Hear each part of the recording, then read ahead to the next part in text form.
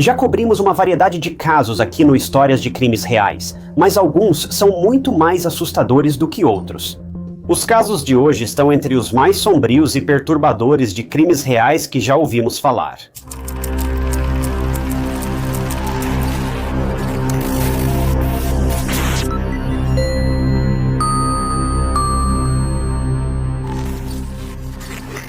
Bem-vindo ao Histórias de Crimes Reais. Sou Ty Notts e trago novos documentários de crimes reais semanalmente.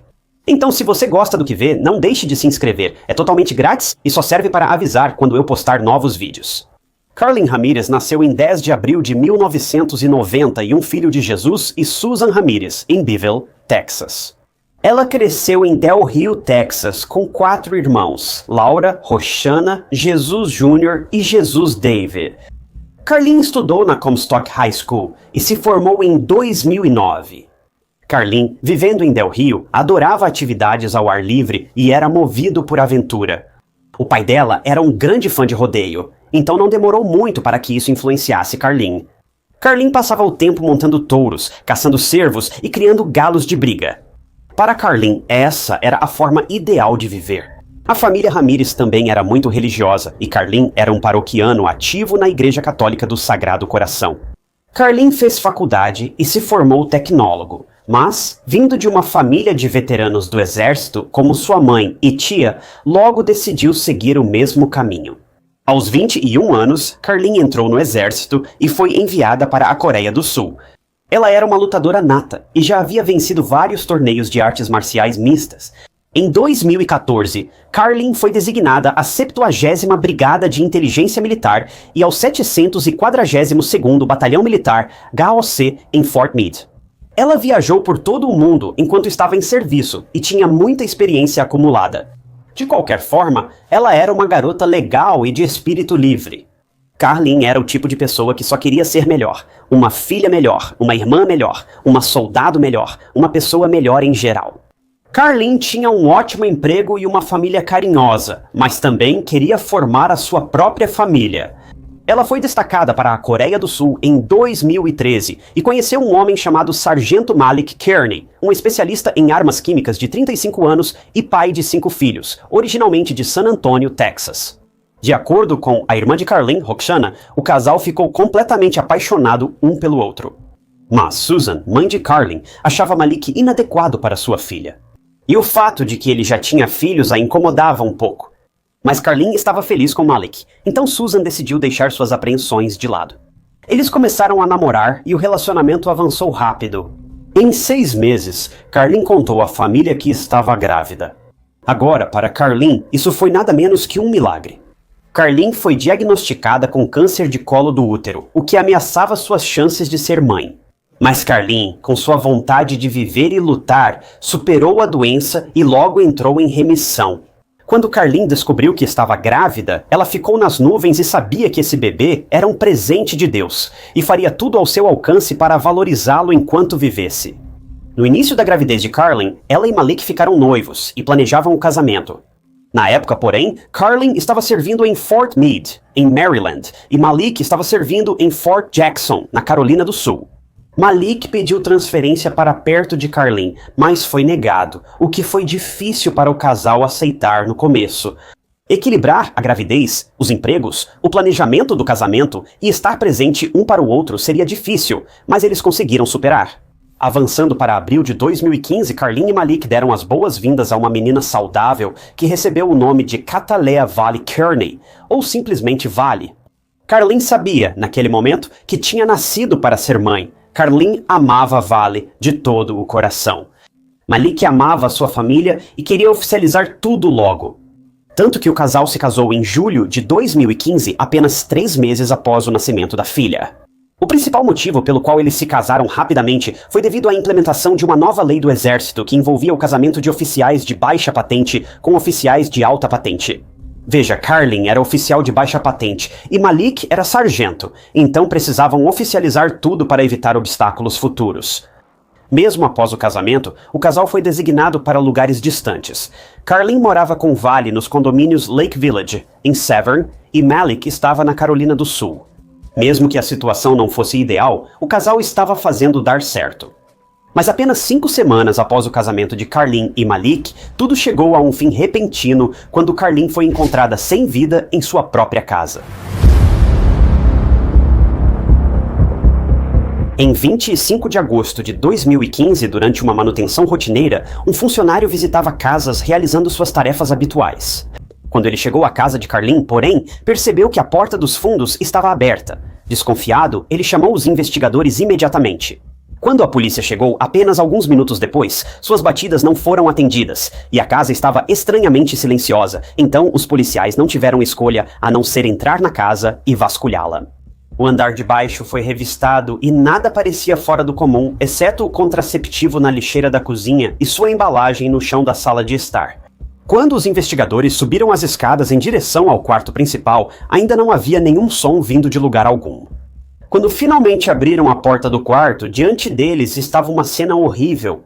No chão, ao lado da cama bagunçada, estava o corpo de uma mulher segurando um bebê recém-nascido. A mulher era Carlin Ramírez, de 24 anos, que morreu, segurando a filha Vale, felizmente ilesa. Carlin apresentava ferimentos no peito e as roupas estavam abaixadas até os tornozelos. Ela também apresentava ferimentos de defesa, como arranhões e hematomas nos braços, pescoço e rosto, indicando que houve luta durante o ataque. A polícia rapidamente tirou o bebê de 5 meses dos braços de Carlin e ficou aliviada ao ver que Vale estava saudável. Mas estava claro que algo terrível tinha acontecido com Carlin, e pode até ter envolvido o agressor forçando-se sobre ela antes de sua morte, o que é simplesmente horrível. O que torna isso tão inesperado é o fato de que Carlin, como já dissemos, era uma mulher muito bem treinada em autodefesa e artes marciais. O fato de que alguém não só estava disposto a fazer isso, mas também fisicamente capaz de fazer isso, é quase inacreditável. O corpo de Carlin foi enviado para a autópsia, e investigadores vasculharam a cena do crime por mais evidências. Bem, eles acharam outra pista, parte da arma do crime. Uma cápsula foi achada perto do corpo de Carlin, e após análise, a polícia identificou que a arma usada era um revólver calibre .357. Enquanto isso, o resultado da autópsia de Carlin saiu e foi tanto assustador quanto chocante. Segundo os resultados, Carlin levou 3 tiros a queima-roupa de frente para seu assassino, já que as balas a atingiram pela frente. Surpreendentemente, foi feito um exame completo de agressão em Carlin, e os resultados mostraram que Carlin não havia sido abusada. Então, os detetives ficaram ainda mais desconfiados porque o autor do crime havia deliberadamente encenado a cena do crime e o corpo de Carlin para que parecesse um crime de natureza sexual. Não era o caso. Quando a família de Carlin soube de sua morte repentina, todos lamentaram. Mas uma pergunta estava martelando na cabeça de todos. Por que Carlin, uma oficial do exército em serviço, foi atacada de forma tão brutal? Ela deveria ter sido capaz de desarmar o agressor, dado sua experiência em combate, mas sua mãe, Susan, tinha uma intuição de que até mesmo Carlin, uma soldada treinada, obedeceria a qualquer coisa e se renderia se isso significasse que sua filha Vale não seria machucada. Roxana, irmã de Carlin, também recordou um incidente estranho na noite anterior ao ataque. Ela recebeu uma ligação de Carlin muito assustada. Ela estava preocupada e só queria que a filha soubesse que a amava. Roxana e Susan se abalaram com o pânico de Carlin, mas a acalmaram dizendo que provavelmente tudo estava bem antes de encerrar a ligação. Mas, infelizmente, essa foi a última vez que Carlin ligou para sua família, e agora ela se foi. O crime era mesmo o que parecia? Alguém usou Vale para manipular Carlin e, por fim, matá-lo? E havia alguém de quem Carlin tinha medo? E por que Carlin se sentiria insegura em sua própria casa? Mas afinal, quem cometeu o crime? Os investigadores tinham várias perguntas e precisavam começar de algum ponto. Os detetives do condado de Anne Arundel e os investigadores do exército anunciaram uma recompensa de $20 mil por qualquer pista sobre quem poderia ser o assassino. Enquanto isso, a polícia focou em pessoas que poderiam querer o desaparecimento de Carlin. A primeira pessoa que veio à mente foi seu marido Malik. Os detetives foram até Malik, que ainda estava na Carolina do Sul, em 27 de agosto, e o levaram à delegacia. Ao receber a notícia da morte de Carlin, Malik ficou visivelmente emocionado. Malik afirmou que a última vez que viu ou falou com Carlin foi em 1º de agosto, antes de retornar à Carolina do Sul. Quando os detetives verificaram o álibi de Malik, os registros telefônicos e as imagens de câmeras de segurança, tudo indicava que Malik estava em casa no momento do ataque a Carlin. Quando a polícia perguntou onde Malik estava no momento do ataque, ele disse que estava sozinho em casa. Tudo isso era mesmo estranho. Quem fez isso com Carlin e por quê? Após o corpo de Carlin ser encontrado, surgiram informações interessantes de um colega veterano do exército, o sargento McDaniels, que também era seu comandante. Primeiro, ele contou aos detetives que havia 2 pessoas morando na casa naquela época, Carlin e uma colega de quarto chamada Marissa, que não estava em casa. Na época do ataque a Carlin, ela estava de férias. Em segundo lugar, ele mencionou algo que intrigou os investigadores. O sargento McDaniels revelou que Carlin tinha um caso com outro soldado. Malik ficou zangado e magoado com a traição da esposa, exigindo que Carlin contasse ao oficial comandante. Assim, o sargento soube do caso desde o início. O sargento McDaniels também contou aos detetives que Carlin havia confessado que, depois de toda essa situação, Malik se tornou mais controlador e obsessivo em relação a ela. Ele queria saber sempre onde Carlin estava. Ele ficava extremamente ciumento quando Carlin falava até mesmo com outro homem e, no geral, o relacionamento só piorou a partir desse ponto, o que era natural. Esse comportamento fez Carlin pedir o divórcio e solicitar uma ordem de restrição contra Malik. Malik estava decidido a não abandonar Carlin. Simultaneamente, a polícia também entrou em contato com Marissa, assim como com o homem com quem Carlin estava tendo um caso. Queriam checar os álibis e inocentá-los se não estivessem ligados à morte de Carlin. O amante secreto de Carlin foi interrogado pela polícia, que descobriu que ele também era casado. Mas ele foi muito cooperativo e até forneceu seu DNA, que surpreendentemente coincidiu com o encontrado no contraceptivo achado na sala de estar de Carlin. O homem também afirmou que ele e Carlin continuaram se encontrando mesmo depois de terem sido pegos. O homem afirmou que se encontrou com Carlin em 23 de agosto, 2 dias antes do ataque. Ele confessou que as coisas ficaram íntimas entre os dois, corroborando ainda mais o que os detetives encontraram dentro da casa. O homem era monitorado pela polícia, mas após verificarem seu telefone e carro, foi liberado, aumentando a confusão dos investigadores. Claramente, o novo interesse amoroso de Carlin não era seu assassino, e não havia um motivo óbvio para ele tirar a vida de Carlin, pois ambos haviam sido rebaixados depois que o caso deles foi exposto. O álibi de Marissa foi confirmado, livrando-a de suspeitas. Assim, os detetives precisaram recomeçar a investigação. Mas havia uma coisa que a polícia achou muito suspeita, e eles decidiram focar novamente em Malik.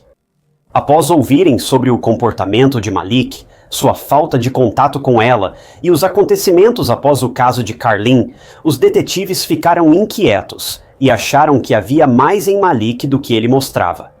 Bem, algo surgiu nos registros telefônicos dele, a menção de um aplicativo.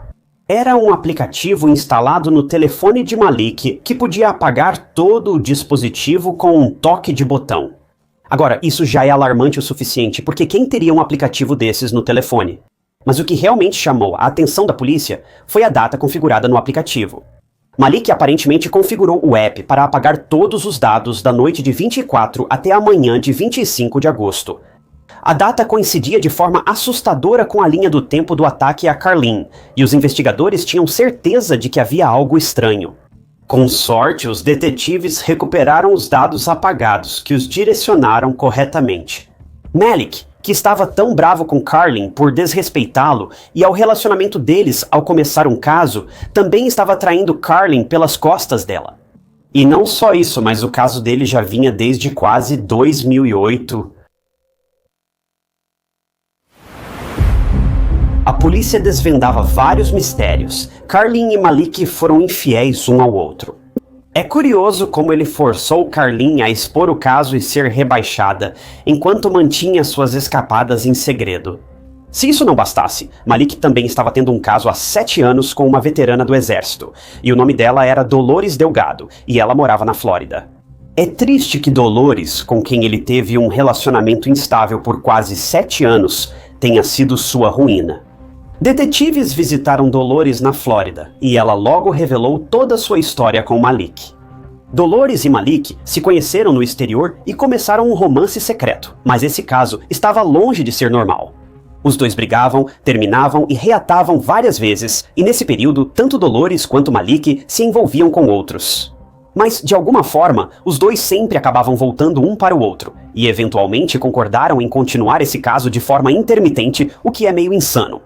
Levar outras pessoas junto enquanto continuavam com essa confusão de caso é algo além de complicado, e isso poderia ter afetado negativamente a vida de muita gente, além de ser simplesmente nojento. Considerando a linha do tempo que remonta a 2008, Malik com certeza traiu Carlin enquanto eles namoravam, durante a gravidez dela, quando ficaram noivos e, obviamente, durante o casamento. Mas enfim, Dolores continuou negando qualquer envolvimento no ataque a Carlin, e ela disse aos detetives que estava com Malik na casa dele na Carolina do Sul, no dia 24 de agosto.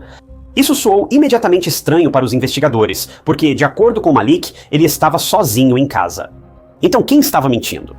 Para descobrir, os detetives analisaram o telefone de Dolores e encontraram mensagens entre os dois.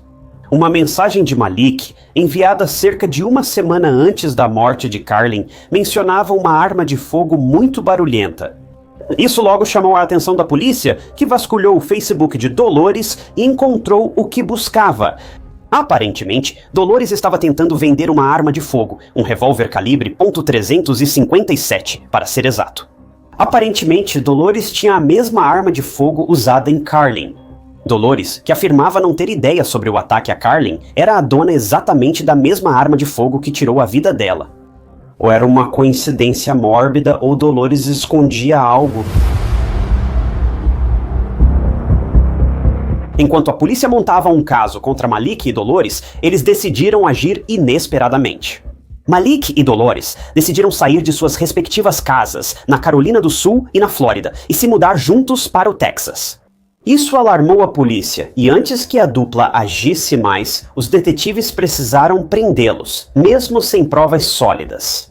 Em outubro de 2016, Malik e Dolores foram presos. Após a prisão, uma testemunha afirmou que Dolores pediu para ele se desfazer de uma arma no fim de agosto de 2015. Segundo a testemunha, a arma foi desmontada e o número de série removido antes de ser jogada de um pier no rio Banana, na Flórida. Com a ajuda da testemunha, porém, os investigadores conseguiram localizar a arma e recuperar todas as peças desmontadas. E assim, eles tinham a arma do crime. A sorte estava do lado da polícia porque Dolores também estava pronta para confessar. Por quê? Porque ela estava com ciúmes de Malik ser tratado como marido enlutado após a morte de Carlin. Ele via a família de Carlin regularmente, e isso a incomodava, talvez porque soubesse o que Malik havia feito. Então Dolores revelou exatamente o que aconteceu na noite fatídica de 24 de agosto. Segundo Dolores, Malik a convidou para seu apartamento em 24 de agosto e ela garantiu que não sabia dos supostos planos dele contra Carlin. Mas mesmo assim, ela continuou e deu para Malik seu carro, sua arma, balas e ainda encheu o tanque do carro para a viagem da Carolina do Sul até Maryland, o que significava que eles não precisariam parar e assim não seriam vistos em nenhuma câmera de segurança. Dolores continuou dizendo que Malik a instruiu a ficar no apartamento dele, onde ele também deixaria seu carro e telefone para trás, para que ninguém desconfiasse dele. Agora, o motivo pelo qual Malik queria Carlin fora do caminho era ainda mais insano do que esse plano maluco. Acontece que Malik não queria que outro homem criasse sua filha, mas também não queria se divorciar de Carlin. Malik pode ser muitas coisas, mas sensato e racional, isso com certeza não estava entre elas. Dolores disse que tentou impedir Malik de matar Carlin, mas ele não ouviu. É uma conversa interessante para se ter, se quiser saber. Na manhã de 25 de agosto, Malik entrou na casa de Carlin com sua chave e, armado, obrigou Carlin a ir para o quarto. Ao chegarem ao quarto, Carlin tentou desarmá-lo, mas ele atirou nela 3 vezes, encerrando sua vida tragicamente. Depois, ele arrumou o quarto e o corpo de Carlin para simular um motivo sexual para o crime. O que ele fez em seguida foi repugnante. Após o ato, Malik pegou o vale do berço e a colocou nos braços da mãe falecida. Depois, ele saiu pela porta dos fundos, deixando-a entreaberta. Por que ele colocou o vale nos braços de Carlin? Isso eu realmente não entendo. Não sei o que isso acrescentaria à cena do crime. É cruel. Talvez esse fosse o objetivo, mas nunca saberemos. Após confessar, Dolores se declarou culpada e, pelo acordo com os investigadores, precisou testemunhar contra Malik no tribunal. Mas ele não esperava por isso. Malik foi acusado de viajar entre estados para cometer violência doméstica, que resultou na morte de sua esposa, Carlin, mas ele se declarou inocente. Em 2018, o julgamento de Malik durou 11 dias. Os depoimentos incluíram os de Dolores e da promotoria, afirmando que o motivo de Malik para tirar a vida de Carlin era não ter controle sobre ela, e isso era algo que Malik não conseguia superar. Em 9 de julho de 2018, o júri declarou Malik Kearney culpado. Ele foi condenado à prisão perpétua sem liberdade condicional e mais 10 anos por uso de arma de fogo em crime. Dolores, como co-conspiradora no crime, foi condenada a 17 anos de prisão. Malik não demonstrou emoção ou remorso durante todo o julgamento por assassinar sua esposa, mãe de seu próprio filho. Mas na sentença, foi uma cena emocionante para a família Ramirez. Eles não só haviam perdido sua querida Carlin, mas Vale também havia perdido sua mãe. O mais angustiante era que essa bebezinha possivelmente testemunhou o que aconteceu com sua mãe. A mãe de Carlin, Susan, subiu ao banco das testemunhas e disse: "Minha dor provavelmente lhe daria satisfação. Ele não merece estar entre nós. É um sociopata frio, insensível e calculista." No funeral de Carlin, todos estavam de coração pesado, pois ele tinha apenas 24 anos e uma vida inteira pela frente. Carlin queria ver Vale crescer e se tornar uma jovem sábia e bonita, mas infelizmente não teve essa oportunidade. Roxana, irmã de Carlin, lamenta que Carlin, ansiosa para ser a melhor mãe para Vale, não pôde realizar o que desejava. O caso foi de partir o coração.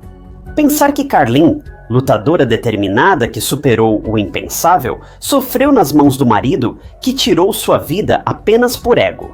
Casamentos, mesmo que todos esperem que durem para sempre, às vezes acabam cedo demais, muitas vezes porque uma das pessoas ou a outra para de tentar. Mas neste caso foram os dois. Mas sempre existe uma maneira de se separar com graça e dignidade, e é de partir o coração que Malik não estava disposto a fazer isso, mesmo que Carlin estivesse.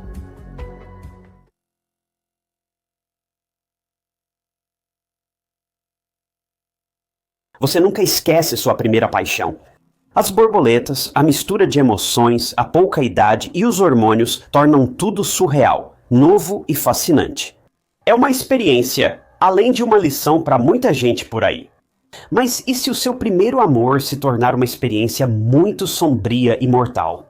Joshua Hilberling, 22, conheceu Amber Fields, 18, e em poucos meses iniciaram a vida de recém-casados. Eles foram o primeiro amor verdadeiro um do outro. Tudo era perfeito, romântico e como sempre desejaram. As coisas pareciam bem na superfície, até que deixaram de ser. Quando encontraram o corpo de Joshua no chão, fora do apartamento que dividia com sua esposa grávida, Amber, todos ficaram horrorizados. Mas este é um caso onde nada é o que parece. O trágico e muito angustiante caso de Joshua Hilberling é um exemplo claro de que tudo, até mesmo o amor, tem exceções.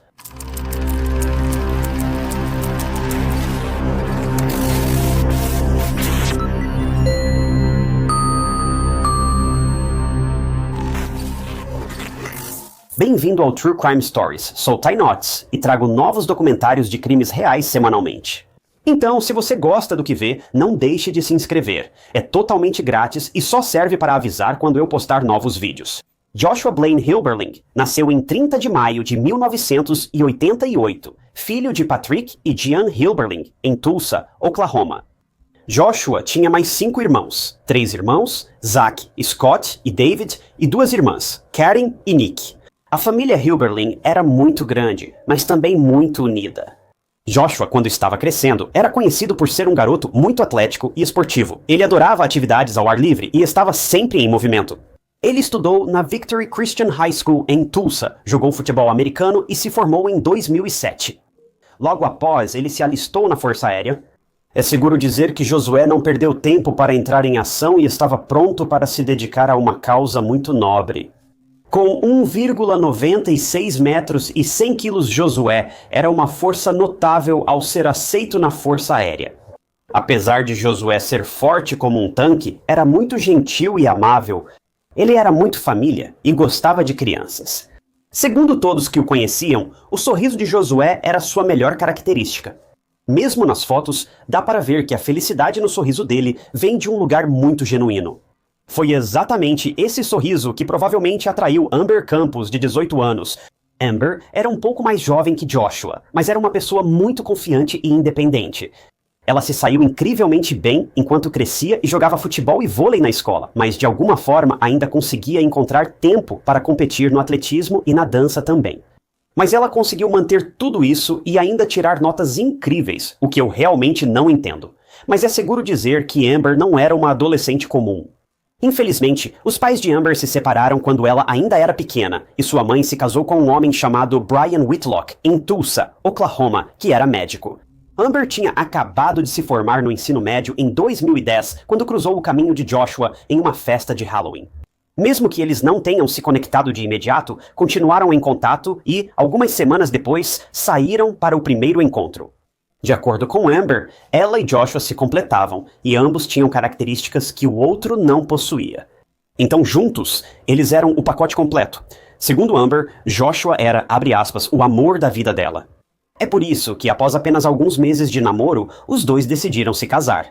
Quero dizer, afinal, quando você sabe, então por que esperar?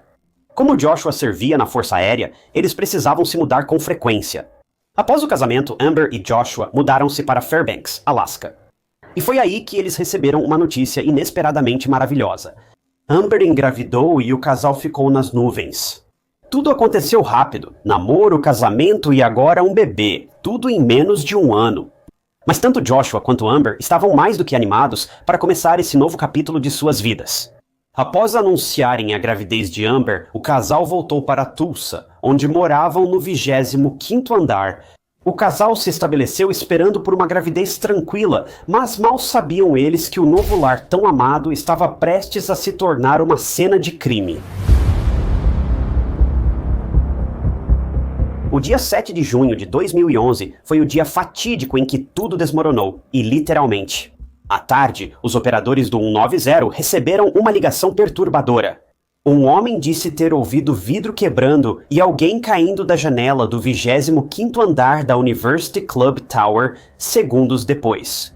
Investigadores e serviços de emergência foram rapidamente enviados ao local. Quando a polícia chegou ao 8º andar do estacionamento do complexo de apartamentos, encontrou uma cena horrível que a maioria só via em filmes. Um homem estava deitado no chão, obviamente já sem vida, e uma mulher grávida de muitos meses estava ao lado dele, implorando de forma histérica para que os paramédicos o salvassem. O homem foi rapidamente identificado como Joshua Hilberly, 23, e a mulher grávida de 8 meses era sua esposa, Amber, 19. Considerando que Joshua caiu de 17 andares mais de 50 metros, é seguro dizer que não havia como salvá-lo. Joshua se foi. A cena foi horrível para investigadores e emergência, mas todos tinham perguntas. Como isso aconteceu? Joshua tropeçou? Ele tirou a própria vida de forma trágica? E se sim, por que ele fez isso? Mas a pergunta mais assustadora de todas: ele foi empurrado? Bem, os detetives precisavam encontrar as respostas, e felizmente não tiveram que procurar muito, porque Amber, ela contou aos investigadores exatamente o que aconteceu.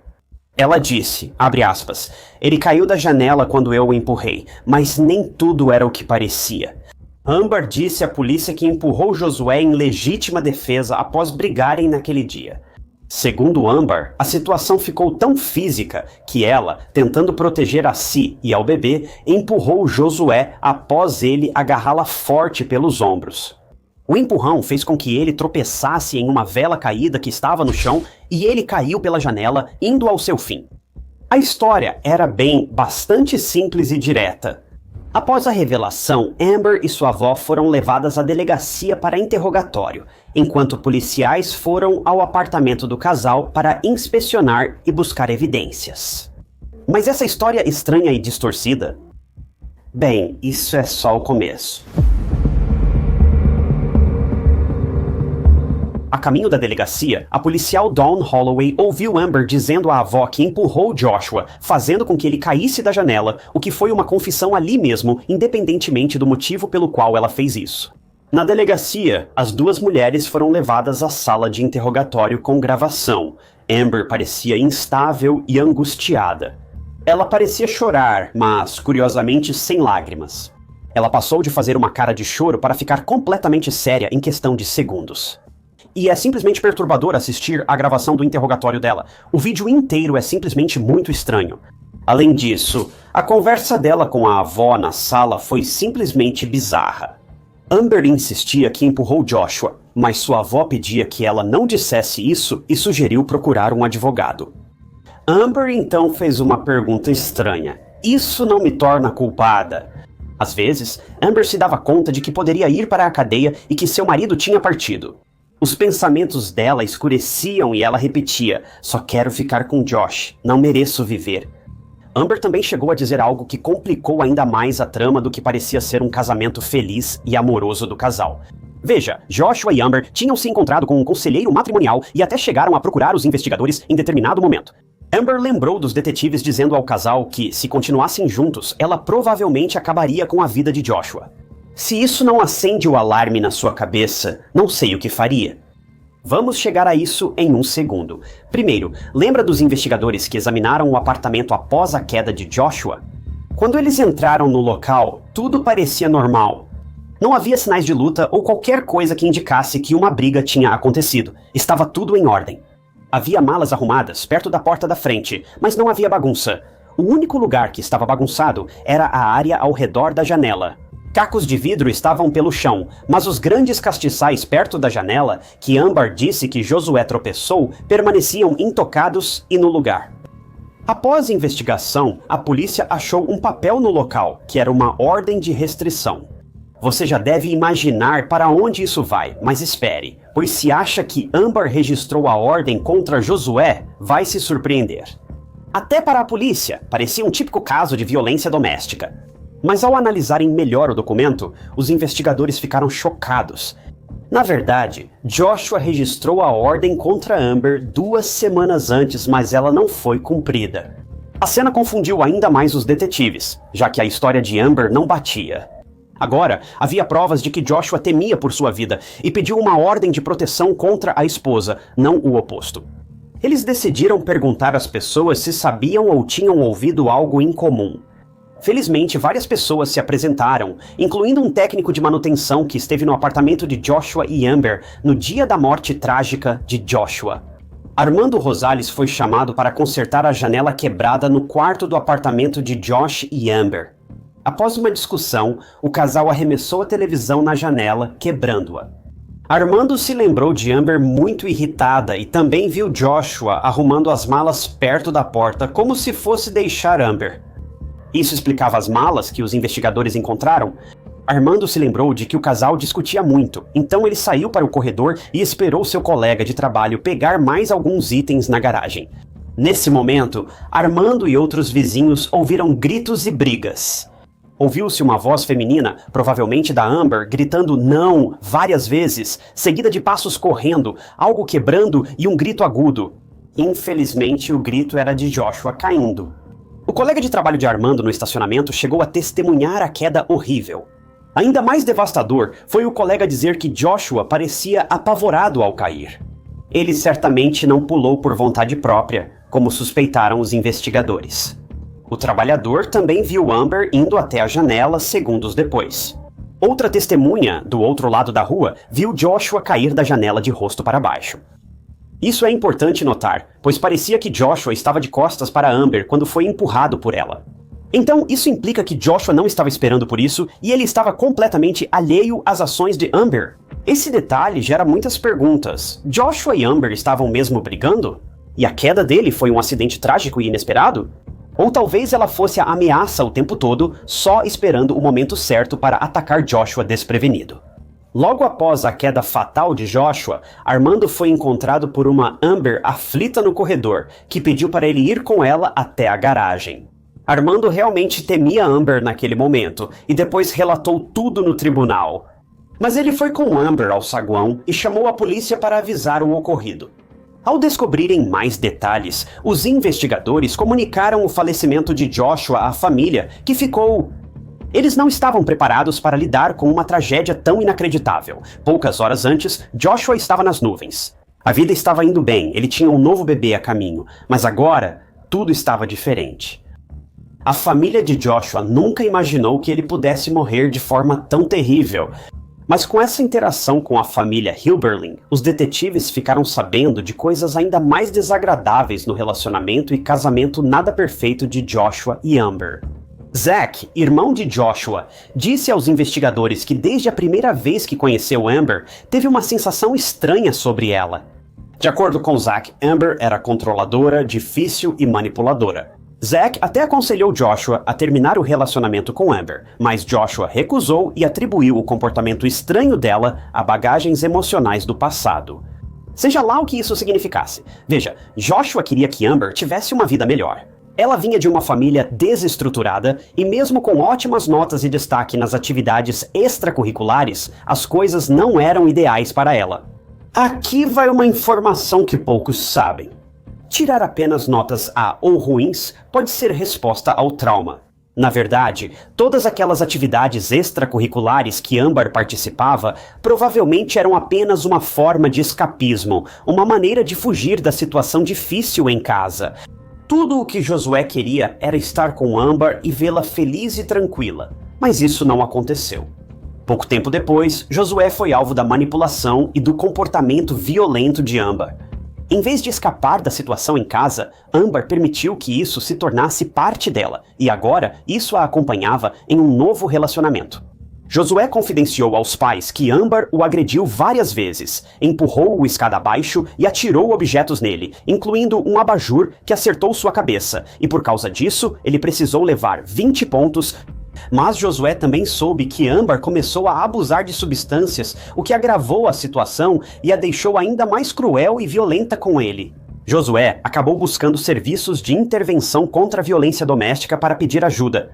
Eles foram encaminhados para aconselhamento na base, já que Josué estava na Força Aérea, mas por algum motivo eles não compareceram a nenhuma sessão.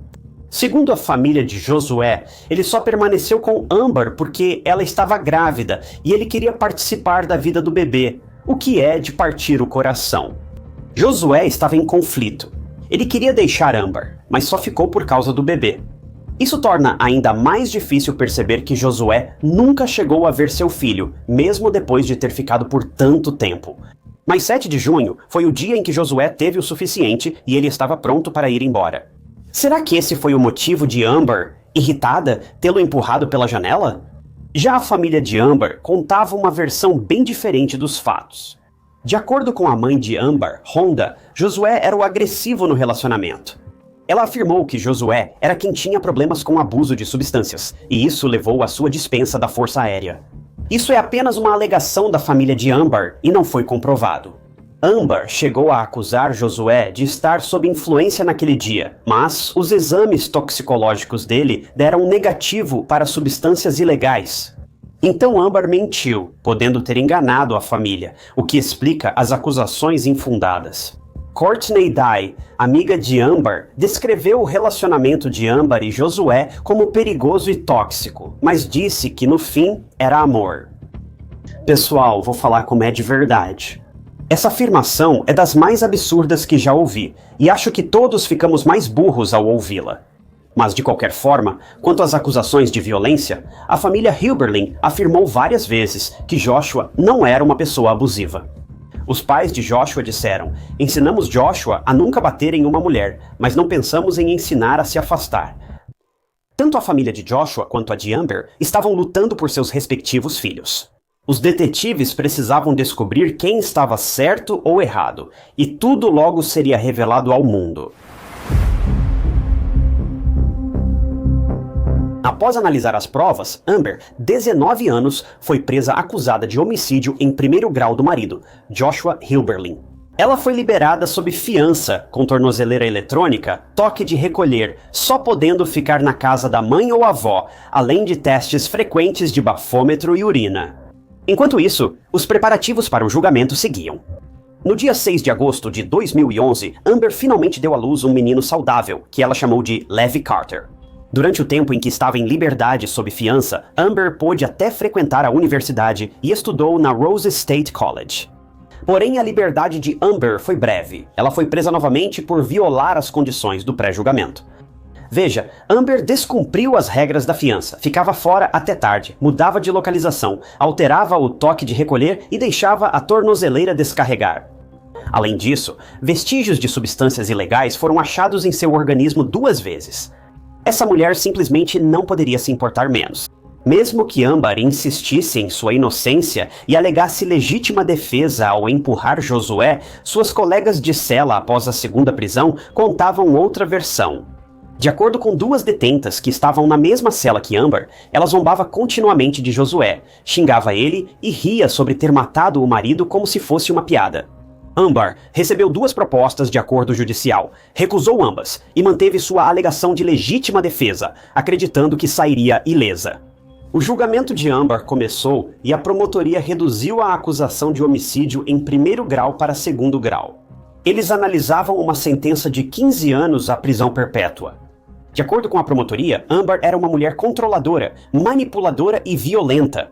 Quando Josué se cansou do comportamento tóxico dela e ia deixá-la, isso foi demais para ela, que decidiu se vingar empurrando Josué em direção à janela enquanto ele estava de costas.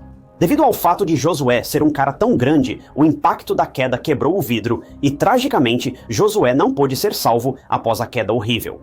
A promotoria apresentou testemunhas para apoiar suas alegações, como o reparador Armando, um colega de trabalho e outros que viram Josué cair.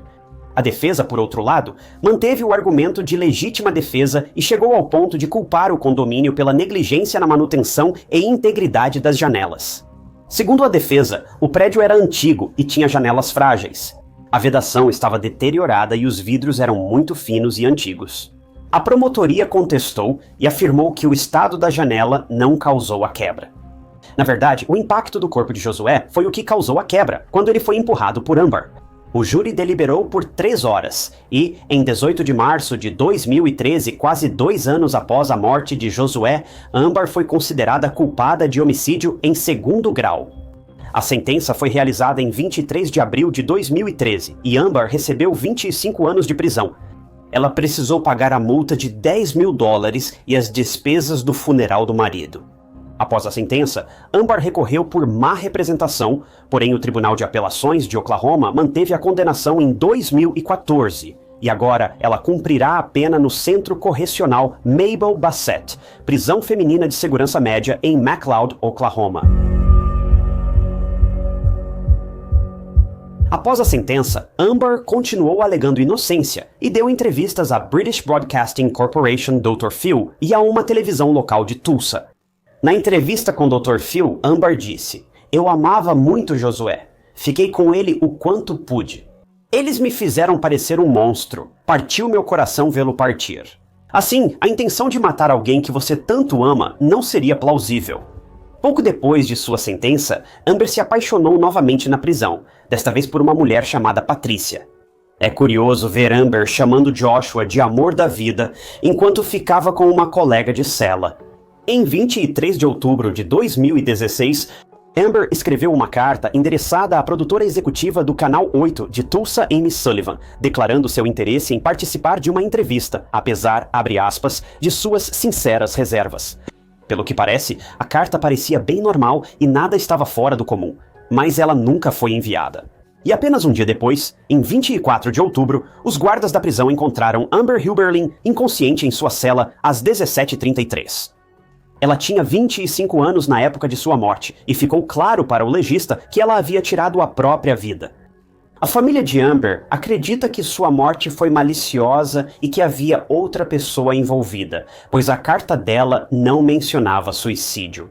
O problema é que conheço várias pessoas que não demonstraram intenção de se suicidar, mas acabaram fazendo isso. Já a família de Joshua, diferente da de Amber, só quer se afastar disso e seguir em frente. Eles já enfrentaram muito. Com a morte de Amber, responsável pelo trauma e luto deles, a última esperança de justiça pelo filho diminuiu ainda mais. É de partir o coração ver a família de Joshua tentando lidar com essa perda monumental e trágica. Esse caso teve tanta repercussão que todos souberam. Como Amber estava dando entrevistas em todo lugar, não deixo de achar que pode ter sido autopromoção. O fato de que ela mesma estava entrando em contato com essas emissoras de notícias para dar entrevistas, em vez de ser o contrário, simplesmente parece algo nojento.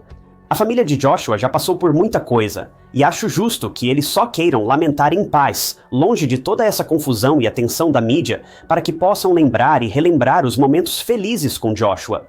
Zach Hilberlin, assim como seu irmão falecido, ingressou na Força Aérea dos Estados Unidos da América e serviu no Afeganistão.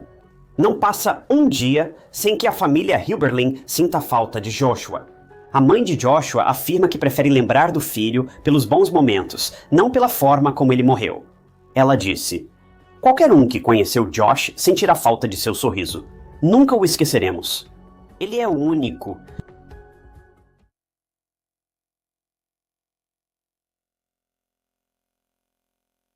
Basta um momento para tudo mudar, mesmo que você ache que todo dia é igual.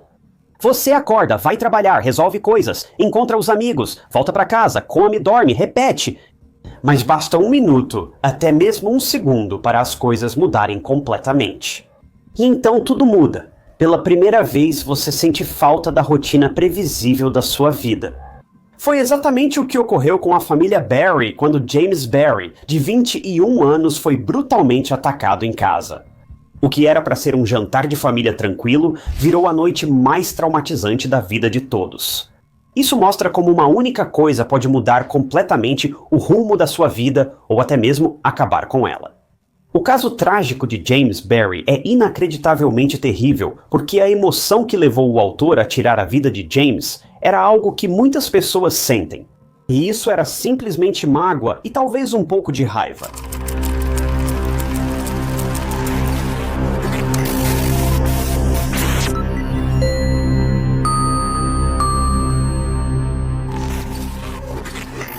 Bem-vindo ao True Crime Stories. Sou Ty Knotts e trago novos documentários de crimes reais toda semana. Então, se você se interessa por esse tipo de conteúdo e gosta do que vê, aperte o botão de inscrever-se.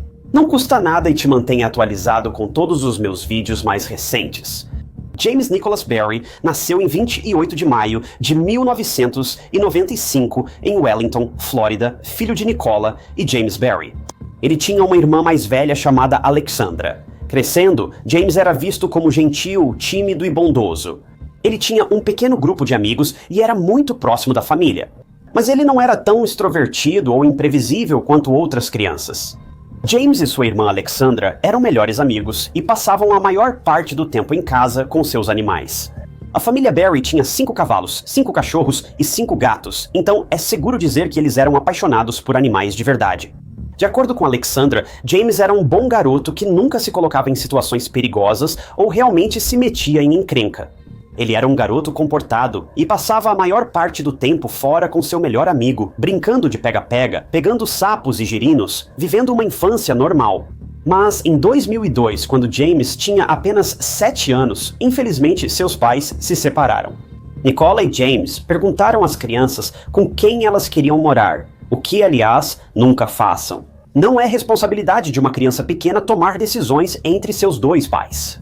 É incrivelmente prejudicial e, sinceramente, simplesmente irresponsável. Mesmo assim, James escolheu morar com a mãe e Alexandra com o pai, dividindo a família ao meio. Mesmo assim, James se tornou muito responsável, bondoso e compassivo. Ele até cuidou da mãe, que infelizmente foi diagnosticada com câncer de mama em determinado momento.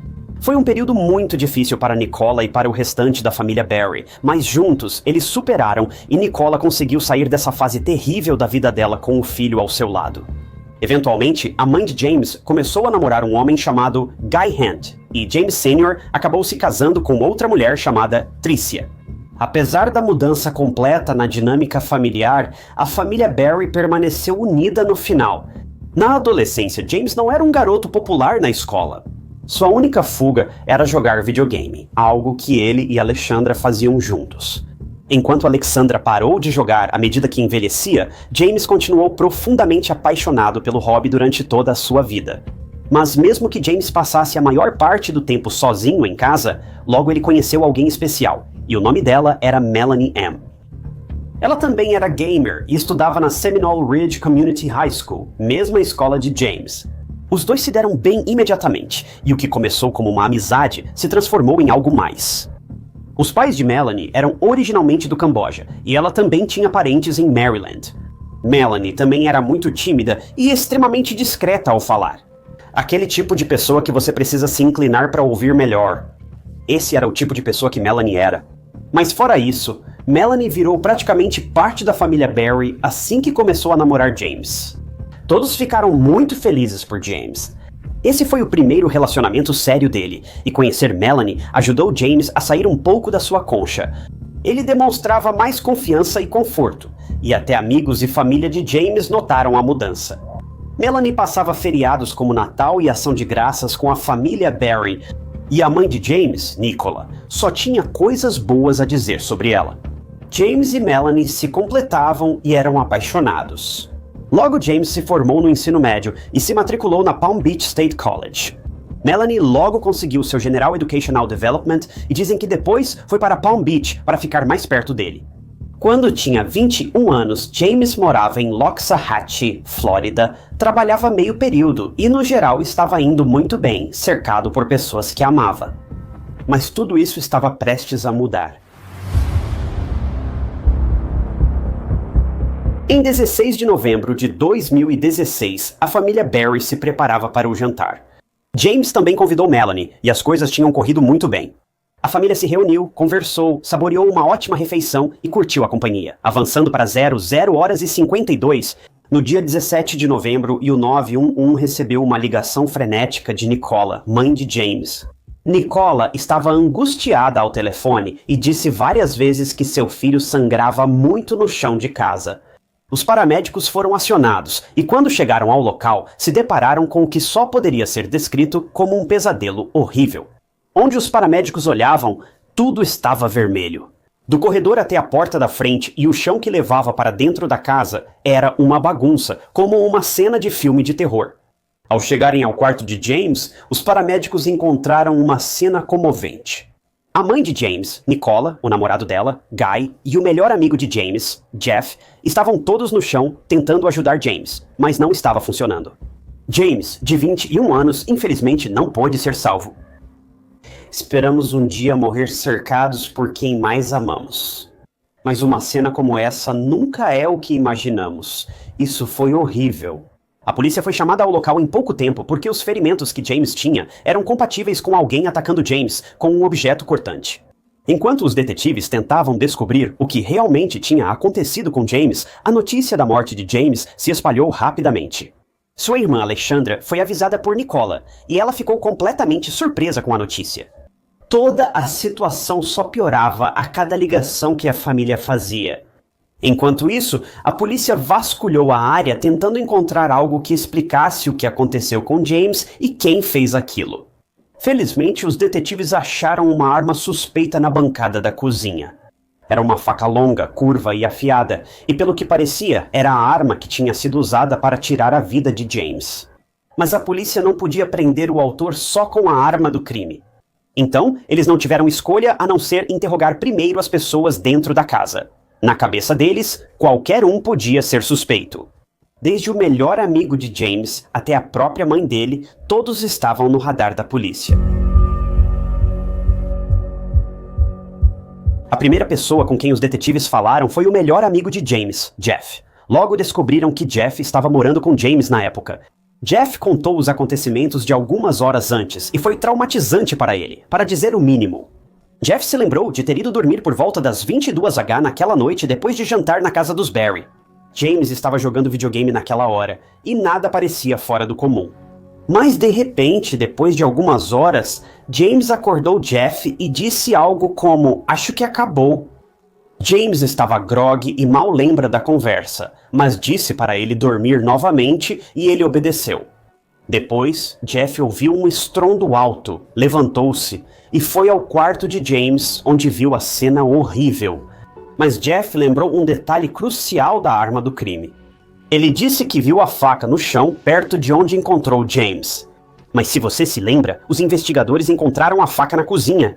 Então, como a faca foi parar do quarto para a cozinha? Onde a faca estava originalmente e quem a pegou? Tudo isso foi muito confuso para a polícia. Bem, a próxima pessoa na fila era Nicola, e ela estava obviamente completamente abalada, emocional e traumatizada. Não consigo imaginar a mistura confusa de sentimentos que ela deve ter enfrentado, porque tudo isso aconteceu tão rápido e sem qualquer aviso prévio. Em um momento você compartilha uma refeição incrível com a família, no outro ela está completamente destruída. Mas depois de esclarecer a história de Jeff e Nicola, a polícia conversou com o namorado de Nicola, Guy, que foi uma das pessoas que tentou salvar James. Ele também estava muito emocionado. A história dele também batia com o que o resto da casa tinha a dizer, mas ele admitiu outra coisa. Guy foi quem pegou a faca no quarto e levou para a cozinha, mas não foi por má intenção. Guy contou que a faca estava largada e temeu que alguém, em pânico, pudesse pisar nela e se ferir. Então, ele tirou a faca do caminho, colocou na cozinha em cima da bancada e começou a trabalhar para salvar James. Não foi a coisa mais ideal a se fazer, mas Guy não mexeu na cena de propósito. Quero dizer, estava um caos total lá dentro e todos nós podemos fazer coisas sem pensar. A polícia analisou a linguagem corporal e o tom de voz de Guy, concluindo que ele parecia tão traumatizado quanto os demais na casa que presenciaram a cena. Mas agora que isso estava resolvido, os investigadores voltaram para a varanda e, lá, viram algo.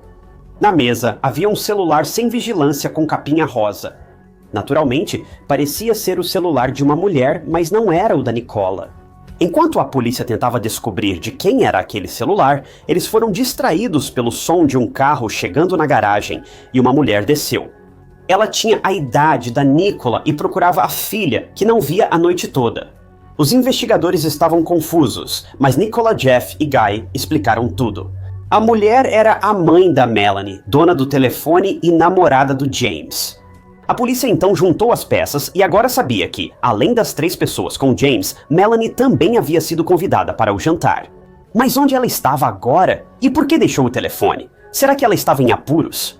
Será que Melanie também estava em perigo naquele momento? Os investigadores tinham várias dúvidas, mas ao falar novamente com o melhor amigo de James, Jeff, ele apresentou novidades à polícia. Para contextualizar, James foi morar com os Barry em 2014. James e Jeff, melhores amigos, viraram colegas de quarto. Isso também tornava Jeff uma testemunha próxima do relacionamento de James e Melanie. Jeff, embora feliz por James estar em um relacionamento, logo notou que Melanie era estranhamente grudenta. Ela queria controlar James, e por isso brigavam muito. Ela largou o ensino médio, fez supletivo e seguiu James para a faculdade perto de Palm Beach, pois queria estar sempre com ele. Mesmo sem ser convidada por James para eventos de família ou com amigos, Melanie ficava furiosa e o fazia se sentir culpado até permitir que ela fosse. Jeff tinha conversado com James sobre o comportamento volátil, instável e estranho de Melanie, mas James não cedeu. Melanie foi seu primeiro amor e ele ignorou todos os sinais óbvios e perigosos. Mas um evento importante fez James tirar os óculos cor-de-rosa e ver Melanie como ela era de verdade. Veja, em uma das inúmeras brigas com James, Melanie se cansou e decidiu se vingar dele em dobro. Todos sabemos que James amava os animais.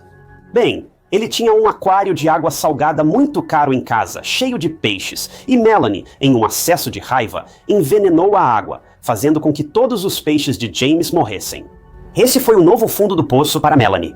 Ela já tinha sido mesquinha antes, mas isso foi muito além de mesquinharia. Isso foi pura frieza. Isso até levou James a finalmente terminar com Melanie. Quero dizer, poxa, Melanie tinha acabado de matar uma dúzia de peixes de estimação com a maior cara de pau e sem nenhum remorso. Eu não sei o que Melanie esperava depois de cometer um ato tão cruel e horrível, mas James terminou com ela imediatamente. Mas Melanie agiu como se estivesse surpresa de alguma forma. Não entendo como alguém faz isso sem esperar consequências, mas ela fez. Melanie não ia deixar James ir embora tão facilmente, e ela jurou que ia voltar com ele, não importava o preço. Bem, mesmo que James tivesse terminado com Melanie, isso não impediu Melanie de tentar voltar com ele, e ela usou todos os truques possíveis, até ameaçando se machucar se ela e James não voltassem a ficar juntos. Foi um vai e vem exaustivo para James. Melanie era obcecada por ele e achava que ele pertencia só a ela. A família de Melanie tentou controlar seu comportamento, deixando-a em Maryland por um tempo. Durante esse tempo, James enfim se libertou do relacionamento sufocante com Melanie. Por mais que eu quisesse dizer que continuou assim, infelizmente não foi o caso. Em agosto de 2016, 3 meses antes do ataque fatal a James, ele e Melanie haviam reatado. Eles simplesmente estavam juntos de novo, não sei como ou porquê. De acordo com Alexandra, essa notícia foi um choque para todos. Alexandra acreditava que James amava Melanie e queria que desse certo com ela. E isso só mostra o quanto James era realmente compreensivo. Ele queria dar mais uma chance a Melanie, apesar de tudo que ela fez, mas isso acabaria se mostrando um erro, e um erro que eventualmente custaria a vida de James. Até James Sr., pai de James, procurou a polícia e mostrou uma troca de mensagens entre eles na noite do assassinato. James foi visto dizendo ao pai que terminaria com Melanie, e seu pai apoiou qualquer decisão que ele tomasse. Mas falando em celulares, o telefone de James também foi verificado, e em um aplicativo de jogos, havia uma conversa entre ele e Melanie, e era uma conversa de término. James terminou com Melanie por mensagem, e ela ficou muito brava, chateada e cheia de raiva. Após ouvirem tudo isso, os detetives queriam encontrar Melanie, pois ela era quase certamente responsável pela morte de James. A questão principal era onde estava Melanie? Os investigadores estavam procurando por toda Palm Beach. Eles também perguntaram aos vizinhos se tinham visto algo estranho na noite do crime. Um vizinho trouxe imagens de câmeras que mostravam um Toyota branco saindo rápido da casa de James pouco antes da ligação para o 911. Quando as imagens foram revisadas novamente, o carro foi visto parando em frente à casa de James minutos antes do assassinato acontecer, e esse carro branco era obviamente o de Melanie. Os detetives emitiram um alerta estadual por Melanie e seu carro. Logo, a polícia obteve uma pista importante. Testemunhas viram o mesmo Toyota branco indo a Turnpike Plaza, quase 1 hora após o assassinato. Já estava claro para os detetives que Melanie estava tentando fugir. E para onde ela iria, se não para Maryland? Isso se confirmou quando o uso do cartão de crédito de Melanie levou direto a Maryland. Finalmente, os investigadores sabiam onde Melanie estava e elaboraram um plano para ir falar com ela. Como Melanie era vista como risco de fuga, os detetives evitaram encurralá-la por enquanto. Eles buscavam uma confissão de Melanie para provar seu envolvimento no assassinato de James. Quando a polícia chegou à casa do primo de Melanie, em Maryland, localizou rapidamente o carro dela estacionado na garagem. Isso confirmou que Melanie realmente estava lá. Quando os detetives chegaram, o primo de Melanie saiu e conversou com eles. Minutos depois, Melanie saiu e parecia nervosa. Às vezes, ela cruzava as mãos ou gesticulava, falando quase inaudível, mas se complicou ao perguntar à polícia: "Eu só queria saber quando devo ir ao interrogatório." Isso foi estranho para os investigadores ouvirem, porque eles nem tinham revelado o motivo de estarem ali. Nunca mencionaram o que aconteceu com James. Se isso não bastasse, Melanie também perguntou aos detetives se ela precisava de um advogado, mesmo não estando presa nem sendo acusada de nada. O Departamento de Polícia de Maryland ficou de olho em Melanie, enquanto os detetives da Flórida faziam a viagem até Maryland. Quando os detetives da Flórida chegaram em 18 de novembro, tinham uma estratégia: não prender Melanie de imediato. Eles queriam antes uma confissão dela. Eles tentavam parecer pouco ameaçadores para Melanie, evitando que ela fugisse de novo. Os detetives da Flórida interrogaram Melanie em sua casa, acreditando ouvir o lado dela da história. Os investigadores eram bons nisso, porque em pouco tempo, Melanie contou tudo. Então, lembra quando James mandou aquela mensagem no aplicativo de jogos, terminando com Melanie? Melanie ficou muito chateada, com razão. Mas depois de passar várias horas supostamente chorando incontrolavelmente, a tristeza dela se transformou em raiva, e algo a impulsionou a ir confrontar James sobre o término. Então, ela foi até a casa de James, e foi aí que as coisas na mente de Melanie ficaram sombrias. Ela não imaginava James terminando com ela, e o que mais a afetou foi ouvi-lo dizer pessoalmente que não a amava mais. Bem, Melanie simplesmente não conseguiu lidar com a rejeição, então imediatamente pegou uma faca de cozinha da gaveta e lançou um ataque horrível e brutal contra James. A luta foi da cozinha para o corredor e até o quarto de James, onde Melanie atacou James fatalmente e depois o deixou para morrer. Melanie também forneceu voluntariamente as roupas que estava usando quando atacou James. Agora, a polícia apenas pediu para ver as roupas que ela usava no dia da discussão com James. Melanie entregou as roupas à polícia sem hesitar, permitindo que ficassem com elas. Foi algo realmente bizarro. Ela compartilhava informações e evidências, mas mesmo assim fugiu para Maryland, o que não fazia sentido. Por que fugir se vai confessar tudo de imediato? Com todas as informações, os detetives saíram da casa de Melanie, mas retornaram em breve. Na manhã seguinte, às 8h30, Melanie Yam foi presa pelo assassinato em segundo grau de seu ex-namorado, James Barry. Ela foi extraditada de Maryland para a Flórida para responder por suas ações. As coisas pareciam bem simples para a polícia. Eles tinham sua suspeita algemada e, em breve, a justiça seria feita. Mas houve algumas coisas que aconteceram antes do julgamento. Primeiramente, uma moção pré-julgamento foi apresentada pela equipe de defesa de Melanie. A defesa afirmou que a confissão de Melanie não deveria ser usada no julgamento, pois foi obtida sob coação dos detetives, mesmo após ela pedir um advogado. Também em 3 ocasiões. Mas, novamente, e sei que vou parecer repetitivo, ela não estava presa no momento em que isso aconteceu. Ela não estava algemada, ela nem sequer estava detida. Ela foi interrogada em casa e deu todas as informações voluntariamente à polícia. A confissão era a única prova sólida e direta de que Melanie era quem havia cometido o crime. Além disso, as demais provas seriam circunstanciais, prejudicando a condenação. O juiz levou 1 mês para decidir e, no fim, rejeitou a moção da defesa. A confissão de Melanie faria parte do julgamento. O julgamento de Melanie teve início em 2018, quando a promotoria apresentou seus argumentos. Eles descreveram Melanie como volátil, controladora, manipuladora e obsessiva, querendo James só para si. E quando percebeu que James estava escapando, ela fez o impensável, punindo toda a família Barry para sempre com essa perda tremenda. A defesa, por outro lado, tentou colocar o assassinato de James nas costas de ninguém menos que Guy e Nicola, já que Guy foi quem pegou a arma do crime, o que realmente parecia suspeito. A defesa disse que Guy cometeu o crime e Nicola foi cúmplice, o que é inacreditável na minha opinião. Após 2 dias de deliberação, o júri não conseguiu uma decisão unânime, o que foi frustrante para todos. Para levar Melanie à justiça, o Estado agendou novo julgamento. O segundo julgamento ocorreu em setembro de 2018 e, após os mesmos argumentos, finalmente, o júri entregou o veredicto. Melanie foi condenada por homicídio em segundo grau e recebeu a pena máxima de 50 anos de prisão. Foram quase 2 anos, 2 julgamentos e várias reviravoltas até que a justiça fosse feita para James, mas, finalmente, terminou.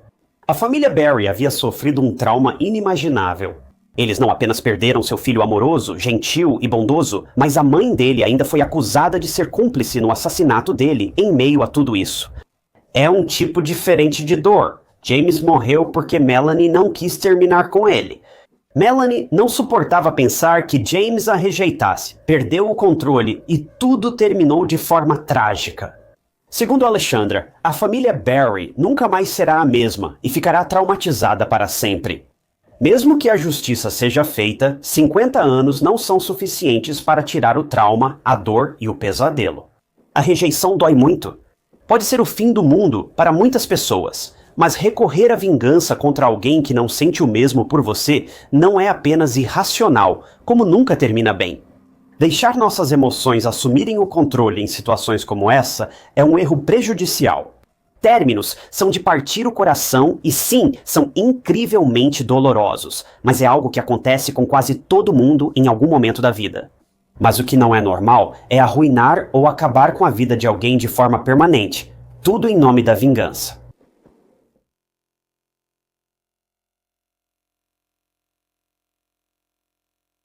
Home Depot não é um nome desconhecido. Com mais de 2.300 lojas nos Estados Unidos da América, Canadá e México, a Home Depot é a maior varejista mundial de melhorias para o lar, vendendo ferramentas, materiais de construção e tudo para renovação, remodelação e manutenção. Mas para a família Bromfield, o nome Home Depot os fez reviver o pesadelo que aconteceu em 19 de agosto de 2012, quando sua filha grávida de 21 anos, Alicia Bromfield, foi encontrada sem vida em um quarto de hotel. O caso angustiante de Alicia Bromfield poderia ter sido evitado porque Alicia fez tudo certo para tentar interromper um ciclo de tormento, mas mesmo assim perdeu a vida. E não só isso, mas também a vida de seu bebê que ainda não havia nascido, tudo por causa de uma pessoa obcecada.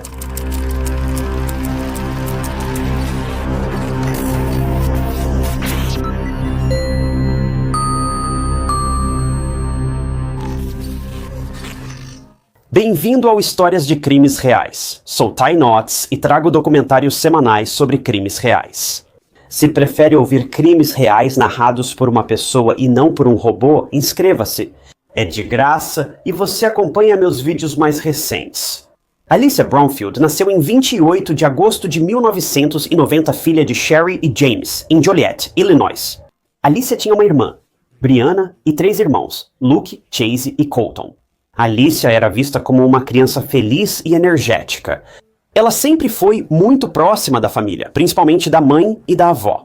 Eram as 2 mulheres sempre presentes e que amavam muito Alicia.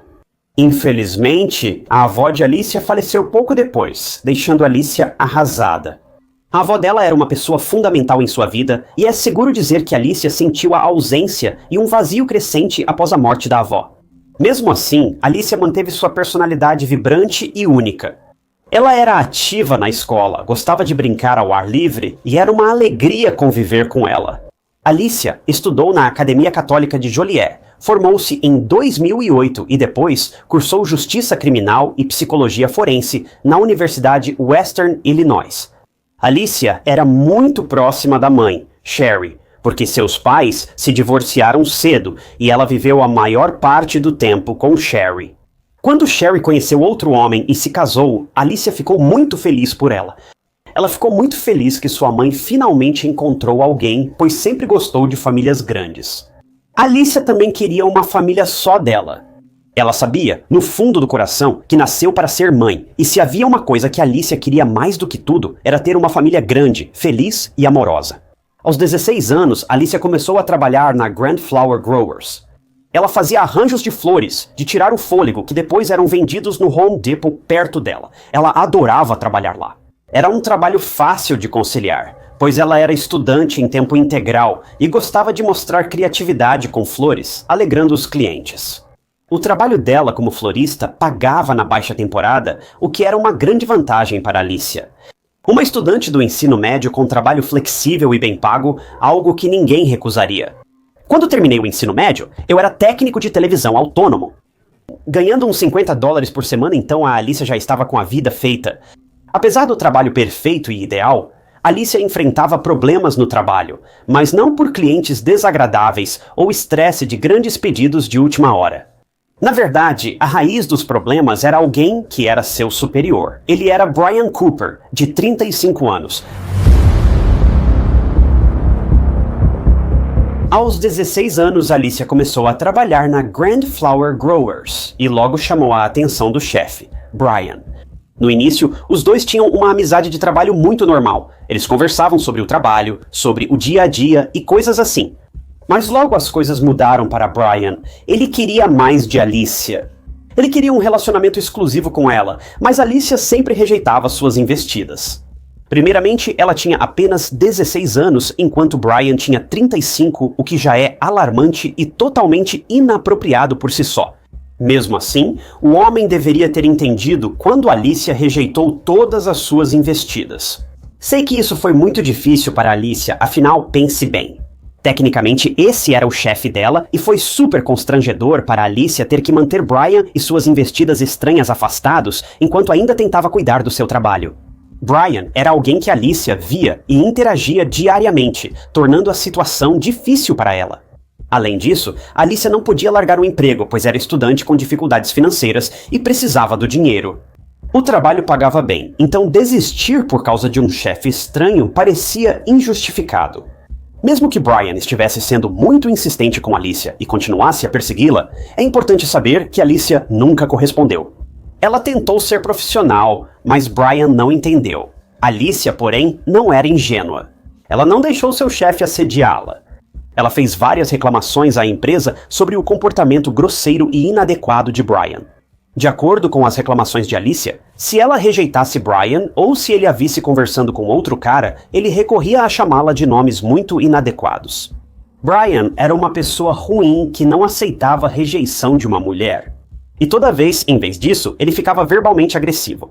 Brian, além de ser um péssimo chefe, abusava da autoridade, negava a Alicia pausas para o almoço e a obrigava a trabalhar horas extras só para provocá-la e afirmar seu controle. É revoltante ver Brian abusar do poder como chefe só porque Alicia não quis ser sua namorada. Falando em namorada, Brian também contava aos outros funcionários que Alicia era sua namorada e que estavam juntos, quando claramente não estavam.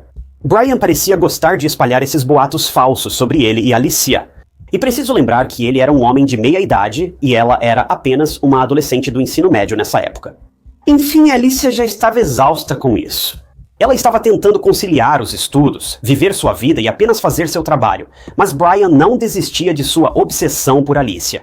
E por mais que eu não queira dizer isso continuou por 5 anos inteiros. Alicia trabalhava na Grand Flower Growers há 5 anos e cursava a faculdade. Na época do caso, tinha só 21 anos. Ela não deixou o emprego e, apesar das reclamações, Brian não teve consequências e seguia sendo o cara obsessivo tentando convencer Alicia a sair com ele. Alicia realmente achava que a fascinação dele por ela iria acabar, mas claramente isso não estava acontecendo e, na verdade, as coisas só ficaram mais intensas e piores. Mas no início de 2012, Alicia recebeu uma notícia inesperadamente agradável. Ela estava grávida. Felizmente, o pai não era Brian, mas um colega de faculdade de Alicia, que optou por não participar da vida da criança. Apesar de Alicia ficar triste porque o pai do bebê não queria participar, ela comemorou muito ao saber da gravidez. Alicia estava animada para ser mãe, mas sair do emprego não era opção, pois apesar da felicidade com a gravidez, ela precisava de dinheiro para se sustentar, cuidar do bebê e ainda pagar a faculdade. Meses depois, Alicia soube que teria uma menina e já havia escolhido o nome Ava Lucille. Alicia tinha uma forte conexão com Ava, como muitas futuras mães. E ela estava apenas contando os dias para conhecer a nova versão mini dela mesma. Mas Alicia foi tirada de seu transe de gravidez feliz por ninguém menos que Brian. Ele não recuou nem após saber da gravidez de Alicia e ficou ainda mais mandão. Mesmo grávida e precisando de consultas e ultrassonografias, Brian obrigava Alicia a fazer horas extras, mudava seus turnos sem aviso e ameaçava demiti-la caso faltasse um dia. Durante todo esse tempo, ele continuava dando em cima dela, e todas as rejeições de Alicia caíam em ouvidos surdos. Brian chegou a obrigar Alicia a fazer favores, como passear com seu cachorro. Se Alicia recusasse, Brian ameaçava demiti-la, pois sabia como fazê-la ceder.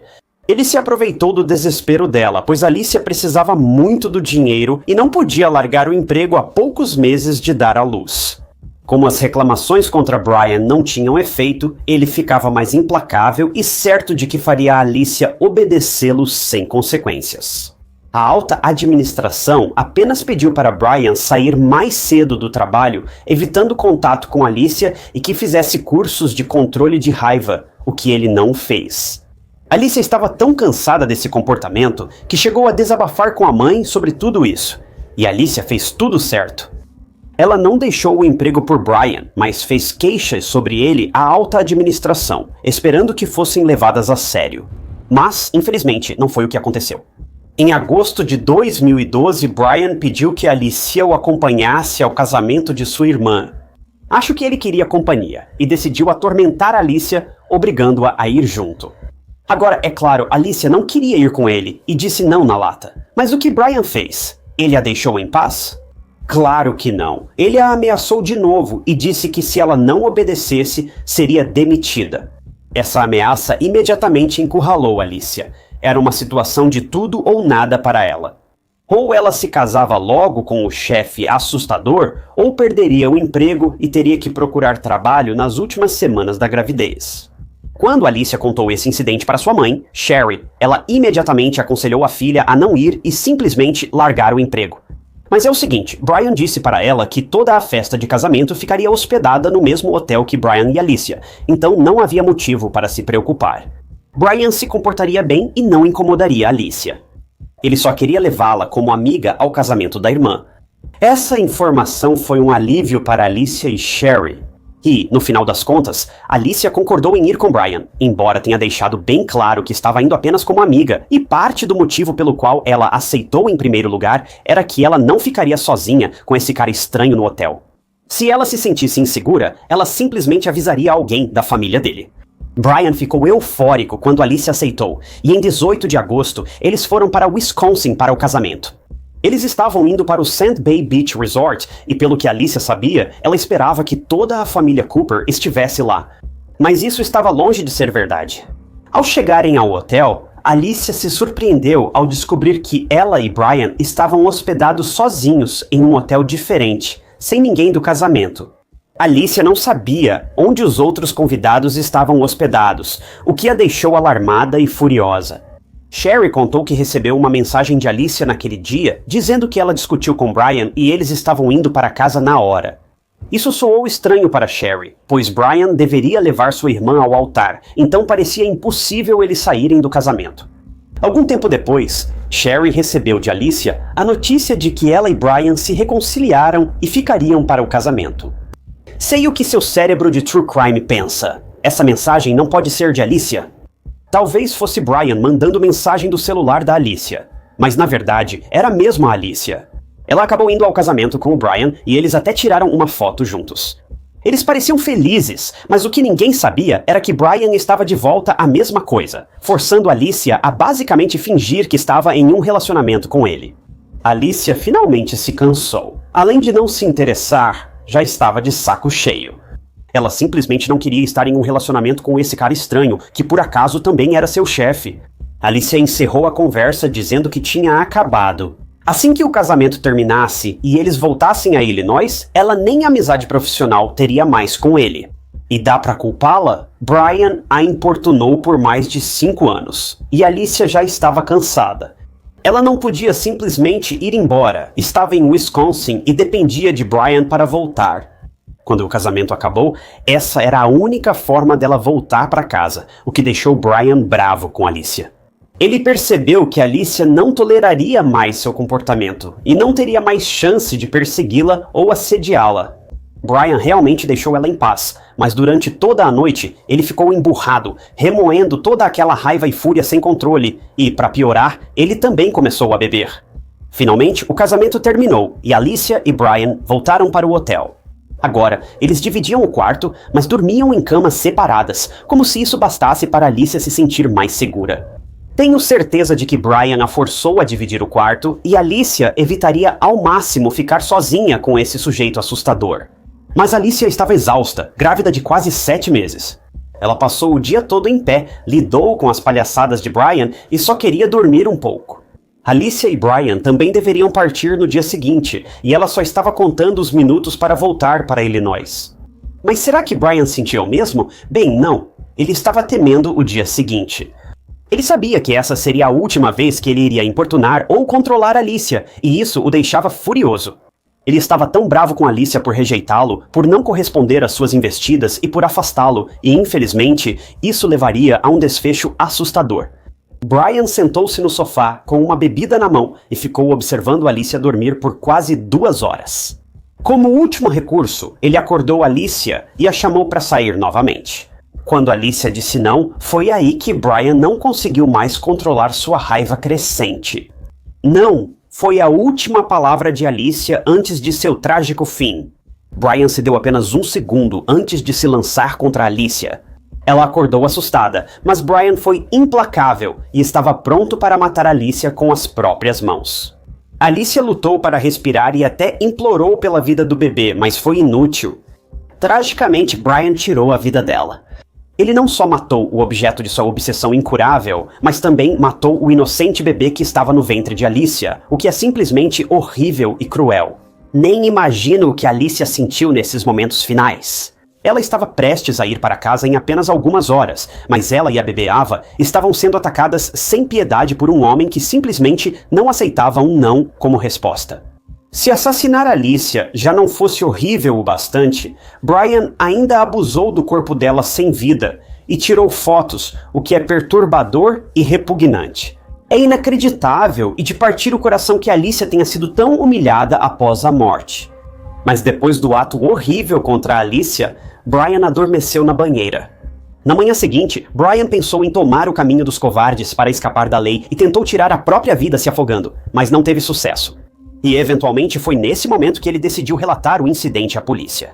Ele foi até um posto de gasolina próximo, ainda molhado da banheira, e todos o olhavam incrédulos. Ele pediu ao caixa para ligar para o 190 e denunciar um assassinato. Quando a atendente perguntou quem cometeu o assassinato, Brian respondeu calmamente que foi ele. "Fui eu!"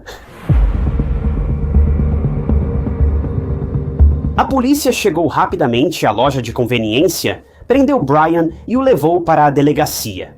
Durante o interrogatório, Brian confessou tudo. Mas ele disse que ele e Alicia tinham um relacionamento e que ele queria um compromisso exclusivo, mas Alicia não queria. Ele chegou a dizer que se conteve porque Alicia estava grávida de outro homem, o que é uma grande mentira. A única verdade na declaração de Brian foi o motivo pelo qual ele tirou a vida de Alicia e do bebê que ela esperava. Isso porque Alicia não queria mais nada com ele.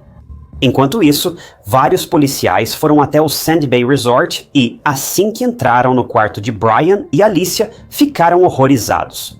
Alicia estava deitada sem vida na cama. Seu corpo estava coberto por um lençol e um travesseiro foi colocado suavemente sobre sua cabeça. Brian fez isso antes de sair. Agora, a polícia precisava informar a família de Alicia sobre o falecimento trágico dela e do bebê. Sherry recebeu a visita de um policial e logo percebeu que havia algo errado. Sherry soube da morte de Alicia e que a polícia investigava um homicídio. Nesse momento, Sherry desabou. Ela sentiu a dor e o luto consumirem seu corpo, transformando-se em culpa. Sherry achou que tinha falhado como mãe ao proteger seu filho. Ela sentiu que não protegeu Alicia o bastante desse homem que virou assassino.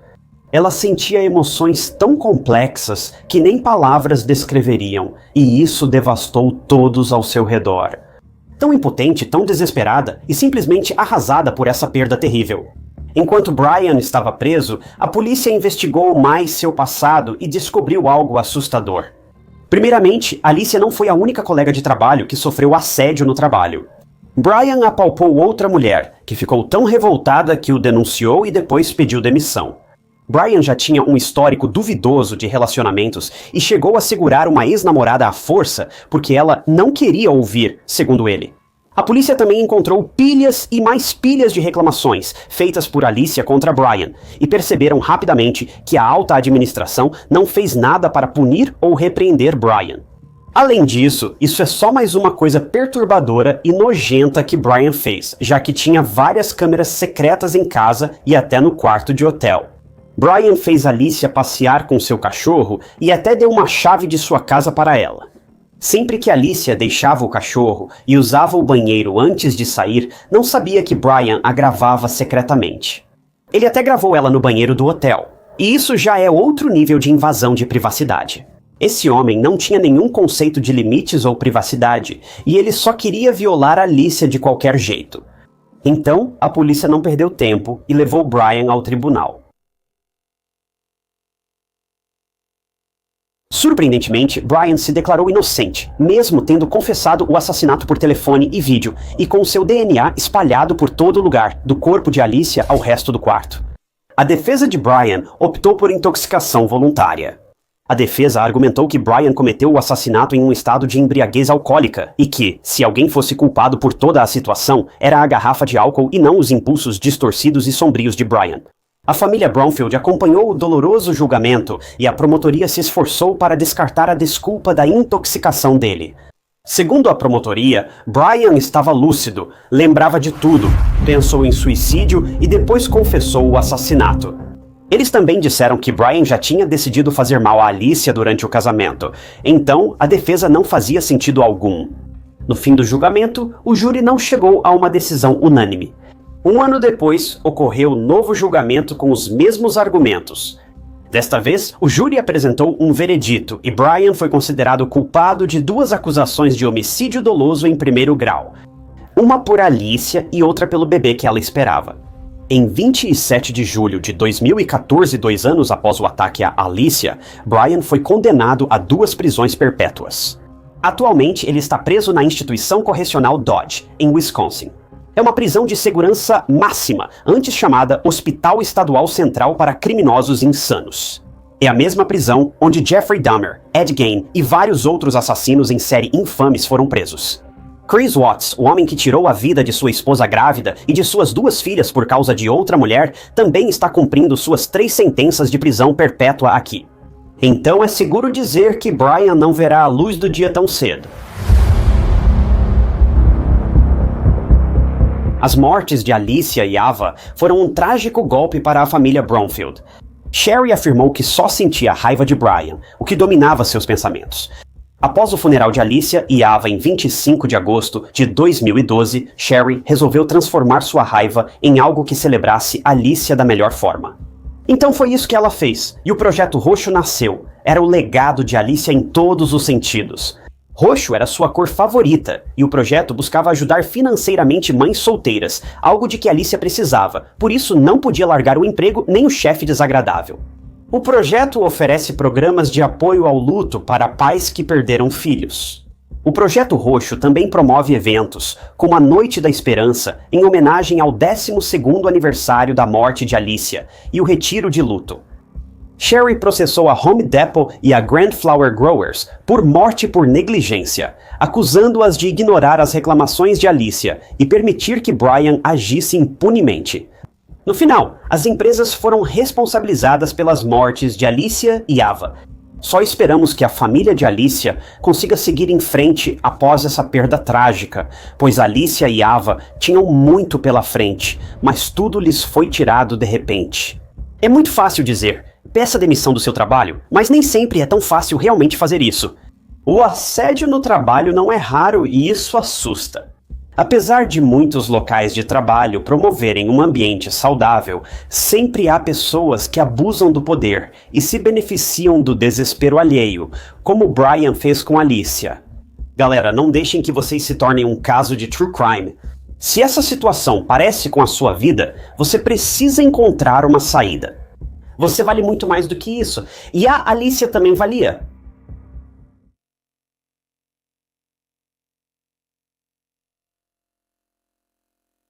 A vida traz muitas experiências, algumas maravilham, outras derrubam. Pode te deixar miserável até no impossível. Mas a verdadeira força e determinação aparecem quando você se levanta e reconstrói sua vida do zero quando esses problemas surgem. Era exatamente isso que Jermica Whitehead estava tentando fazer. Tendo recebido as cartas erradas desde o nascimento, ela não queria que suas filhas gêmeas tivessem o mesmo destino. Quando seu corpo foi encontrado sem vida em seu quarto, em Conyers, Geórgia, a polícia ficou perplexa. Eles não sabiam quem tinha feito aquilo, mas não demorou para perceberem que a pessoa maligna por trás do assassinato não era um estranho. Era alguém totalmente inesperado, e não falo de cônjuge ou ex-namorado irritado. Não, era bem pior. O caso de Jermica Whitehead é angustiante, trágico e um exemplo gritante de como as pessoas recorrem ao inimaginável quando as coisas não saem do jeito que querem.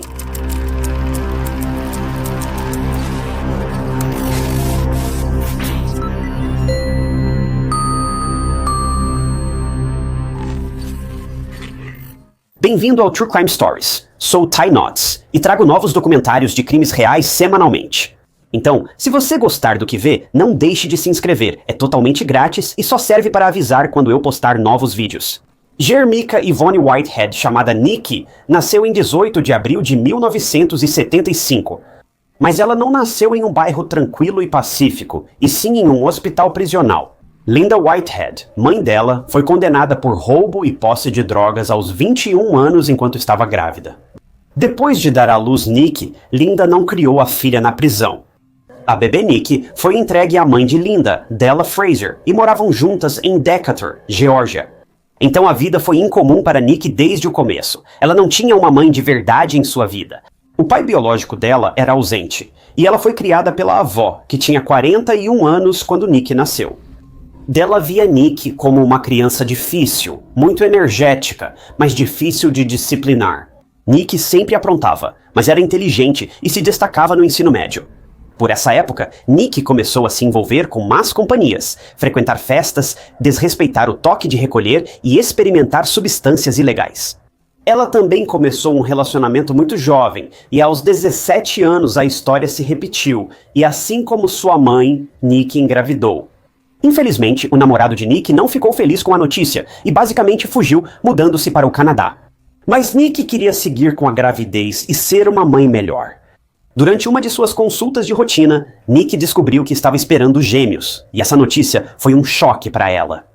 Apesar do medo, Nick amava muito seus bebês ainda não nascidos, mesmo sentindo o peso da responsabilidade de cuidar deles. Nick era uma jovem muito expressiva, trabalhadora e de espírito livre, que só queria o melhor para seus filhos. 9 meses depois, em 27 de novembro de 1993, Nick teve gêmeas idênticas, Jasmaya e Tasmaya. E as gêmeas eram conhecidas pelos apelidos de Jazz e Taz. Embora Nick estivesse nas nuvens quando viu suas 2 filhas, ela sabia que cuidar e sustentar 2 crianças não seria fácil. Nick logo obteve licença para trabalhar como cabeleireira em um salão local e ajudar financeiramente sua nova família. De acordo com sua instrutora, Rhonda, Nick era uma mãe amorosa, uma trabalhadora apaixonada e, no geral, uma mulher muito dedicada. Yuka Harris, amiga de longa data de Nick, disse que ela era incrível. Ela não era contra se divertir, mas era inegavelmente talentosa, mesmo sem experiência prévia com penteados, o que a tornou muito popular entre os clientes. Mas para Nick, trabalhar como cabeleireira significava que ela precisava ficar no salão por longas horas do dia para pegar mais turnos e assim conseguir ganhar mais dinheiro. Então, Jazz e Taz foram criados principalmente pela bisavó dela, e a situação funcionou razoavelmente bem. As meninas eram cuidadas e Nick podia trabalhar sem se preocupar com elas o tempo todo. Em 2000, a sequência de experiências da Nick com homens ruins e indisponíveis finalmente acabou quando ela conheceu um caminhoneiro chamado Roberto Hedge. Eles se conheceram em um shopping quando Roberto, com 55 anos, se aproximou de Nick e a convidou para sair. Ele tinha apenas 25 anos, mas Roberto era a estabilidade que Nick precisava em sua vida, especialmente depois de ter suas 2 filhas gêmeas. Roberto era um homem gentil e carinhoso que realmente amava a Nick. Ele também acolheu Taz e Jazz, e Nick chegou a se mudar para sua casa em um bairro seguro e tranquilo em Conyers, Geórgia. Ele também incentivou Nick a estudar moda na faculdade Botter. Robert queria dar a Nick e às jovens um lugar confortável e seguro para viver, e Nick estava animada com essa mudança. Ela queria dar uma vida melhor para suas filhas, e dá para ver que Nick realmente fez o seu melhor. Ninguém é um pai perfeito. Somos apenas humanos, e às vezes podemos desabar sob o estresse da paternidade ou das responsabilidades. Como Nick era mãe solteira de gêmeas, ela equilibrava muitas responsabilidades. Após conhecer Roberto, ela finalmente encontrou um lar fixo para si e suas filhas. Jéssica e Tássia sempre foram vistas como meninas inteligentes, espertas e ativas. Elas eram muito parecidas, exceto por uma pinta no rosto de Jéssica. As 2 estavam na lista de honra da escola, também eram escoteiras e participavam de várias atividades extracurriculares, como tênis e dança. Jéssica e Tássia eram alunas exemplares, sempre tiravam notas máximas e, por terem agenda cheia, não tinham tempo para encrenca. Mesmo que não fosse ideal para Nikia, Jéssica e Tássia, também não era tão ruim. No geral, as coisas estavam indo muito bem para essa pequena família. Ninguém poderia imaginar, porém, que assim que Nikia tivesse uma chance na vida, essa vida lhe seria tirada. Em 13 de janeiro de 2010, Jazz e Taz tiveram um dia normal de aula e moravam com Nikia na casa de Roberto. No início da tarde, os gêmeos chegaram em casa e ficaram paralisados ao ver a sala de estar toda bagunçada. Era uma cena horrível, e a polícia mais tarde definiria o local como algo que lembrava um matadouro. Quando os gêmeos chamaram a mãe e se aproximaram do banheiro, viram uma cena ainda mais assustadora. Em uma banheira cheia de água, foi encontrada Nick sem vida e irreconhecível. As meninas fugiram do local, e uma acenou para um policial na rua. Segundo o policial, as meninas estavam histéricas e não conseguiam falar. Policiais e paramédicos foram chamados e, em minutos, a casa foi isolada e tomada por policiais. Os policiais ficaram chocados ao ver a cena do crime. Era diferente de tudo o que já tinham visto antes, e isso quer dizer muita coisa. Um vaso quebrado estava no chão da sala. Tudo, dos móveis ao chão e paredes, estava manchado de vermelho. Ao verem o corpo de Nick, os policiais concluíram que houve uma luta intensa e que Nick resistiu até o fim. O corpo de Nick foi levado para a autópsia e os resultados foram angustiantes. Os ferimentos no corpo dela foram contados entre 60 e 80. Foi, com certeza, um crime passional. Alguém atacou Nick com tanta ferocidade e persistência que ela morreu rapidamente devido aos ferimentos. O horário da morte de Nick foi estimado entre 8 horas e 10 horas da manhã. Os policiais se surpreenderam com os resultados. Eles buscavam o responsável pelo ataque a Nick e suspeitaram primeiro de alguém com quem ela se relacionava. A pessoa de maior interesse era Robert Head, o namorado de Nick há 10 anos, mas ele tinha um álibi, e até os gêmeos confirmaram que Robert viajava a trabalho, então não poderia ter feito isso. Foi então que a polícia soube de outra pessoa. O nome dele era Joe, e ele era alguém que Nick estava vendo nos últimos meses pelas costas do namorado. Esse foi um típico caso extraconjugal que acabou mal. Robert soube de Joe e quis se vingar de Nick. Ou será que Joe matou por não aceitar dividir Nick com outra pessoa? A polícia buscou Jazz e Taz por mais informações, enquanto Joe seguia foragido. As gêmeas foram levadas à delegacia, muito nervosas, instáveis e chorando de forma histérica. Um dos policiais também percebeu que Taz estava mordendo a própria mão e braço, aparentemente por nervosismo. Os policiais fizeram o possível para consolar as gêmeas, mas assim que começaram a fazê-las falar, as coisas ficaram bizarras. Os policiais logo perceberam que Jazz e Taz estavam totalmente agasalhadas, até com luvas nas mãos. A polícia achou estranho, pois apesar do frio razoável na Geórgia naquela época, não estava abaixo de 0. A polícia tinha dificuldades para interrogar as gêmeas juntas, então as separou para questioná-las. Eles queriam saber o que tinha acontecido no dia do crime. Jazz e Taz disseram que Nick as acordou. Elas se vestiram e chegaram à escola por volta das 8 da manhã. Elas assistiram às aulas e à tarde, quando voltaram para casa, viram a mãe sem vida na banheira. Agora, as histórias de Jazz e Taz eram iguais, então a polícia não estava muito desconfiada naquele momento. Ao analisar as imagens das câmeras da escola, a polícia ficou com muitas dúvidas sobre as gêmeas. Veja, Jazz e Taz estavam na escola, mas chegaram atrasadas por volta das 10 da manhã. Então havia uma janela de 2 horas que não estava explicada, e a polícia precisava saber o que aconteceu nessas 2 horas e por que as garotas aparentemente estavam mentindo. Além disso, a polícia conseguiu recuperar imagens de câmeras de segurança de um posto de gasolina perto da casa de Nick e Roberto, e as 2 garotas foram vistas andando por aí tentando encontrar alguém para dar uma carona até a escola. Isso era estranho, pois se Nick ainda estava viva, como disseram Jazz e Taz, por que não levou as garotas à escola como sempre fazia? Em casa, investigadores iam de porta em porta perguntando se alguém viu ou ouviu algo estranho. Bem, foi aí que a vizinha de Nick apareceu com um incidente estranho que aconteceu na manhã do dia 13 de janeiro. Esse vizinho dormia profundamente quando a campainha tocou, fazendo o cachorro dele latir muito. Quando o vizinho acalmou o cachorro e foi à porta, não havia ninguém. Mas quando a polícia foi informada desse incidente, eles foram direto para a câmera de vigilância da casa. Localizada bem ao lado da campainha, ela estava manchada com marcas vermelhas. Quando as manchas foram analisadas, descobriu-se que era sangue e o DNA correspondia ao de Nick. Essa foi uma revelação perturbadora que levou a polícia a acreditar que Nick conseguiu escapar de seu agressor e até tentou pedir ajuda. Infelizmente, o agressor a alcançou e a trouxe de volta para casa. Ainda havia muitos detalhes pendentes no caso, e embora as gêmeas não contassem toda a verdade à polícia, não existia prova concreta contra ninguém. Joe foi interrogado e rapidamente descartado como suspeito. Ele estava emocionado, tinha álibi e nenhum motivo para machucar Nick tão brutalmente. Voltando aos gêmeos, que seguiam suas vidas, indo ao baile, aulas, etc. Bem, não parecia que Jazz e Taz estavam abalados ou de luto pela morte trágica da mãe delas. Elas seguiram em frente em tempo recorde. Você pensaria que ver o corpo sem vida da mãe deixaria alguém traumatizado para sempre. Mas Jazz e Taz pareciam estar se divertindo como nunca. Mesmo no funeral de Nick, Jazz e Taz estavam sendo desrespeitosos e foram vistos rindo e conversando como se a mãe deles não estivesse deitada em um caixão a poucos metros de distância. Isso irritou muita gente, pois não era o comportamento esperado de dois gêmeos enlutados.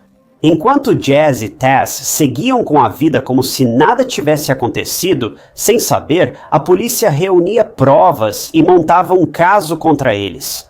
A polícia já acreditava que o assassino, podiam ter sido as próprias filhas gêmeas de Nick. Essa foi uma revelação assustadora. Uma mãe atacada de forma impiedosa e fatal por ninguém menos que seu próprio sangue. A polícia tinha evidências demais. O que mais intrigava a polícia era como Taz continuava se mordendo.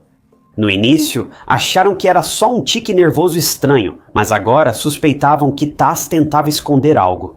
Outra lesão, por exemplo. Antes de Nick ser sepultada, a polícia já tinha as impressões dentárias dela. E quando compararam com as marcas encontradas em Taz, foi um prêmio para a polícia. Nick tinha mordido Taz no braço. Além disso, havia ferimentos tanto nos gêmeos quanto em Nick que eram compatíveis com a luta.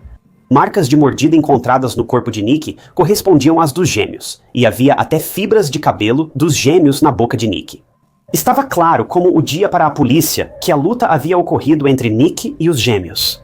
Além disso, quando a polícia revistou o quarto dos gêmeos, encontrou um diário, e nele havia anotações que arrepiaram os investigadores. O diário tinha várias anotações mostrando o ressentimento dos gêmeos pela mãe e seu desejo de, abre aspas, se livrar dela. As anotações não eram recentes, mostrando que a raiva e o ressentimento vinham se acumulando há muito tempo. Isso foi a prova que a polícia precisava para descobrir que o assassinato de Nick foi cometido e premeditado pelos gêmeos. Quanto a mais evidências físicas e forenses, a polícia também encontrou roupas manchadas de vermelho pertencentes a ninguém menos que Jazz e Taz na máquina de lavar. Botas com grandes tufos de cabelo de Nick foram achadas escondidas em uma caixa no guarda-roupa dos gêmeos. A essa altura, tenho certeza de que você deve estar pensando que os gêmeos estavam por trás do assassinato de Nick. Mas a grande questão seria, por quê? Como Jazz e Taz, antes excelentes alunas, se tornaram assassinas aparentemente inofensivas? Bem, no começo da história, talvez eu tenha passado rapidamente por como Jazz e Taz estavam morando com Della, a bisavó delas. Enquanto Nick trabalhava horas malucas no salão para conseguir pagar as contas, era assim que as meninas viviam. O problema surgiu após Nick conhecer Roberto. Jazz e Taz moravam com Della em Decatur, e Roberto em Conyers, a uma boa distância de carro. Desde que Roberto e Nick começaram a namorar, ela passou mais tempo com ele do que com as amigas. Della, com mais de 60 anos, não podia vigiar as gêmeas como gostaria. Então as meninas sentiam que basicamente foram abandonadas e deixadas aos cuidados da bisavó. No início, tudo ia bem, e Roberto levava Jazz e Taz para passeios, fortalecendo o vínculo como figura paterna. Na adolescência, as gêmeas experimentaram liberdade e passaram a agir de modo mais imprudente. Como Nick ia e voltava entre Decatur e Conyers, e às vezes ficava semanas sem ver as filhas, Jazz e Taz passaram a quebrar o toque de recolher com mais frequência. Foi nessa época que as gêmeas perceberam que ninguém estava vigiando elas e agora tinham perdido o controle. Jazz e Taz começaram a sair com garotos mais velhos, frequentar festas, ficar até tarde e passar noites fora de casa. Della pouco podia fazer para impedi-las. As gêmeas sabiam que Nick estava na casa dos Roberts, então, sem a vigilância de Della, faziam o que queriam. Elas aproveitavam a liberdade sem precisar dar satisfação a ninguém. Logo, Jazz e Taz começaram a ter um desempenho ruim na escola, mas não demorou muito para Nick ficar sabendo disso, e ela queria impedir que suas filhas seguissem por um caminho sombrio, perigoso e destrutivo. Mas as gêmeas começaram a se rebelar contra a mãe, que só queria vê-las ter sucesso. Nick tirou Jazz e Taz de Decatur e as levou para Conyers com ela e Robert. Era seguro dizer que as garotas não ficaram felizes com essa mudança. Seus dias de liberdade tinham acabado, e agora elas estavam sob a vigilância de Nick. Isso fez com que a raiva, a amargura e o ressentimento criassem raízes no coração das gêmeas em relação à mãe delas. Mudar as gêmeas de Decatur acabou não sendo nada útil. Jazz e Taz faziam birra sempre, e Nick precisou chamar a polícia pois Jazz sumiu. Ela devia estar dormindo, mas foi achada na casa do namorado, o que Nick não gostou. Na cabeça de Nick, ela sabia que as coisas que Jazz e Taz estavam fazendo não iam acabar bem, e ela só queria colocar as filhas de volta no caminho certo. Já Jazz e Taz consideravam irracional o comportamento de Nick com elas. As gêmeas sabiam tudo sobre os dias selvagens da mãe, então Nick proibi-las de fazerem a mesma coisa que ela fez parecia hipócrita para elas.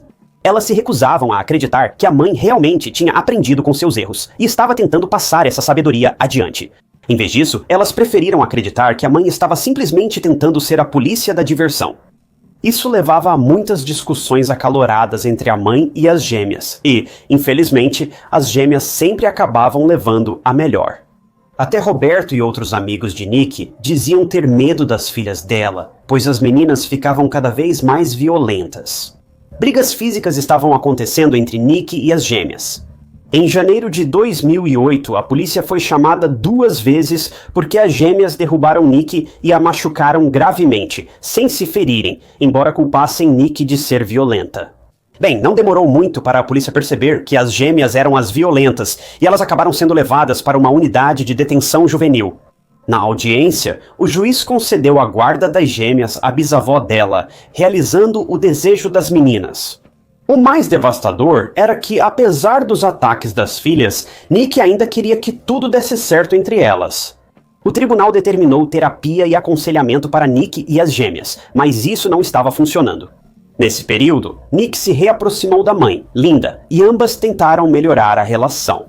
Mesmo que as meninas estivessem de volta com dela e fossem livres para fazer o que quisessem, não demorou muito até que o juiz do Tribunal de Menores decidisse que, como dela não era mais capaz de cuidar adequadamente das gêmeas por causa da idade, bem, a guarda foi devolvida para Nick. As gêmeas, com 16 anos na época, não gostaram dessa decisão. Elas ficaram tão irritadas que tiveram um ataque no tribunal. O barulho e o caos foram tantos que pessoas de outros escritórios vieram ver o que causava a confusão. Alguém até ouviu Jazz gritando: "Se eu tiver que morar com você de novo, eu te mato." Diante disso, o juiz concedeu 2 semanas de estadia experimental com Nick. Nick ficou feliz com a decisão e queria consertar o relacionamento com as filhas. Nick reconheceu não ser uma mãe perfeita e ter sido ausente no começo, mas isso não a impediu de buscar um vínculo melhor com as filhas e desejar uma vida melhor para elas. Após a audiência, Nick organizou uma festa surpresa para Jazz e Taz, mas as gêmeas não se interessaram. Uma das gêmeas se trancou no quarto, enquanto a outra simplesmente saiu pela porta da frente e não voltou depois de muito tempo.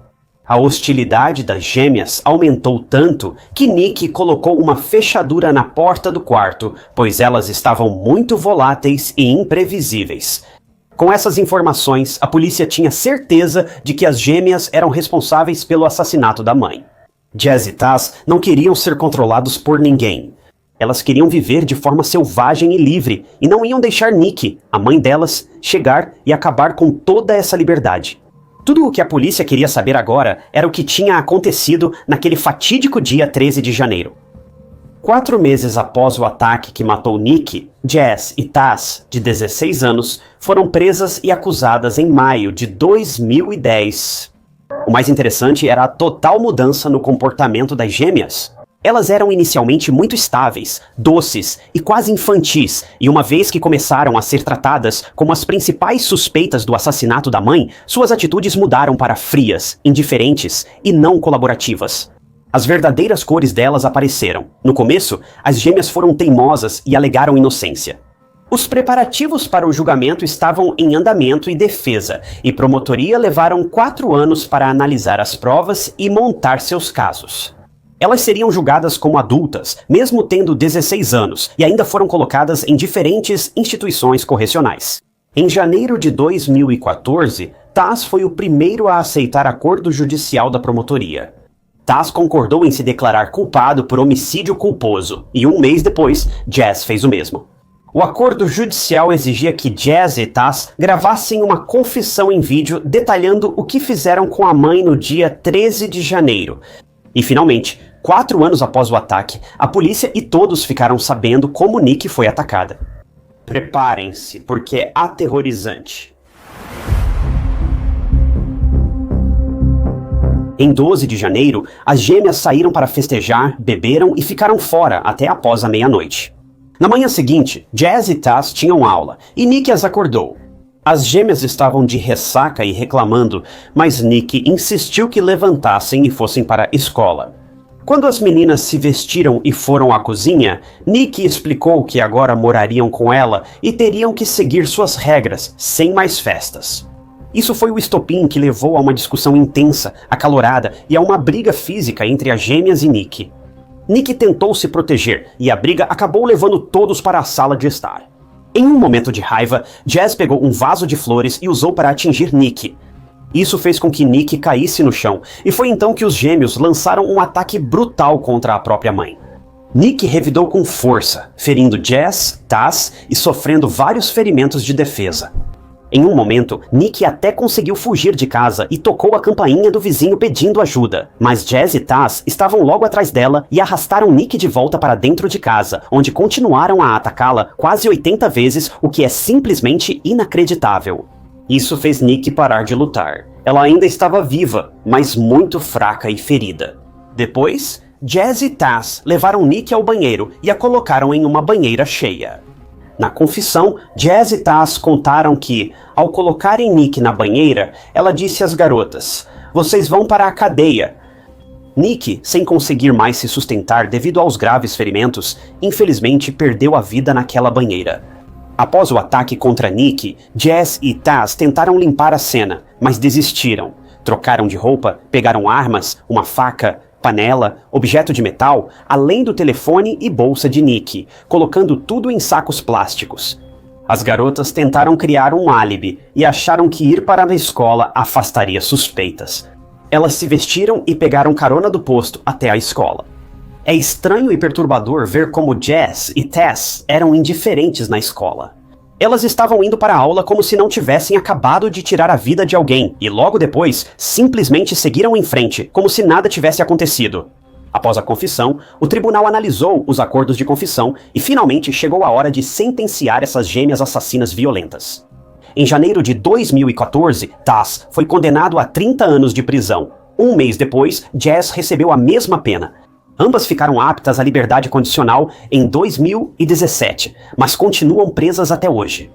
Em outubro de 2024, Taz tem condicional prevista para março de 2026 e Jazz para setembro de 2027. Jazz está encarcerada na prisão estadual de Pulaski e Taz está presa na prisão estadual de Arendelle.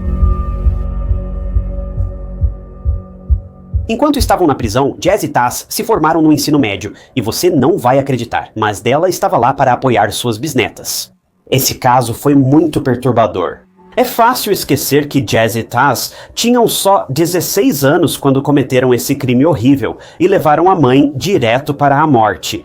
Linda, que quase consertou seu relacionamento com Nick, perdeu para sempre sua filha e netas. Mesmo depois de anos, Linda ainda não consegue superar o fato de que sua filha se foi e que suas netas foram responsáveis por essa perda. É um sentimento tão conflitante, frustrante e devastador e simplesmente não faz sentido algum. Mesmo que os pais errem, isso não dá liberdade total aos filhos para fazerem o que quiserem. Jazz e Taz não eram adultos, mas queriam viver como adultos. Nick não era uma mãe perfeita, mas isso nunca justifica assassinato. Este é um caso triste, onde tudo deu errado e o resultado foi horrendo do começo ao fim.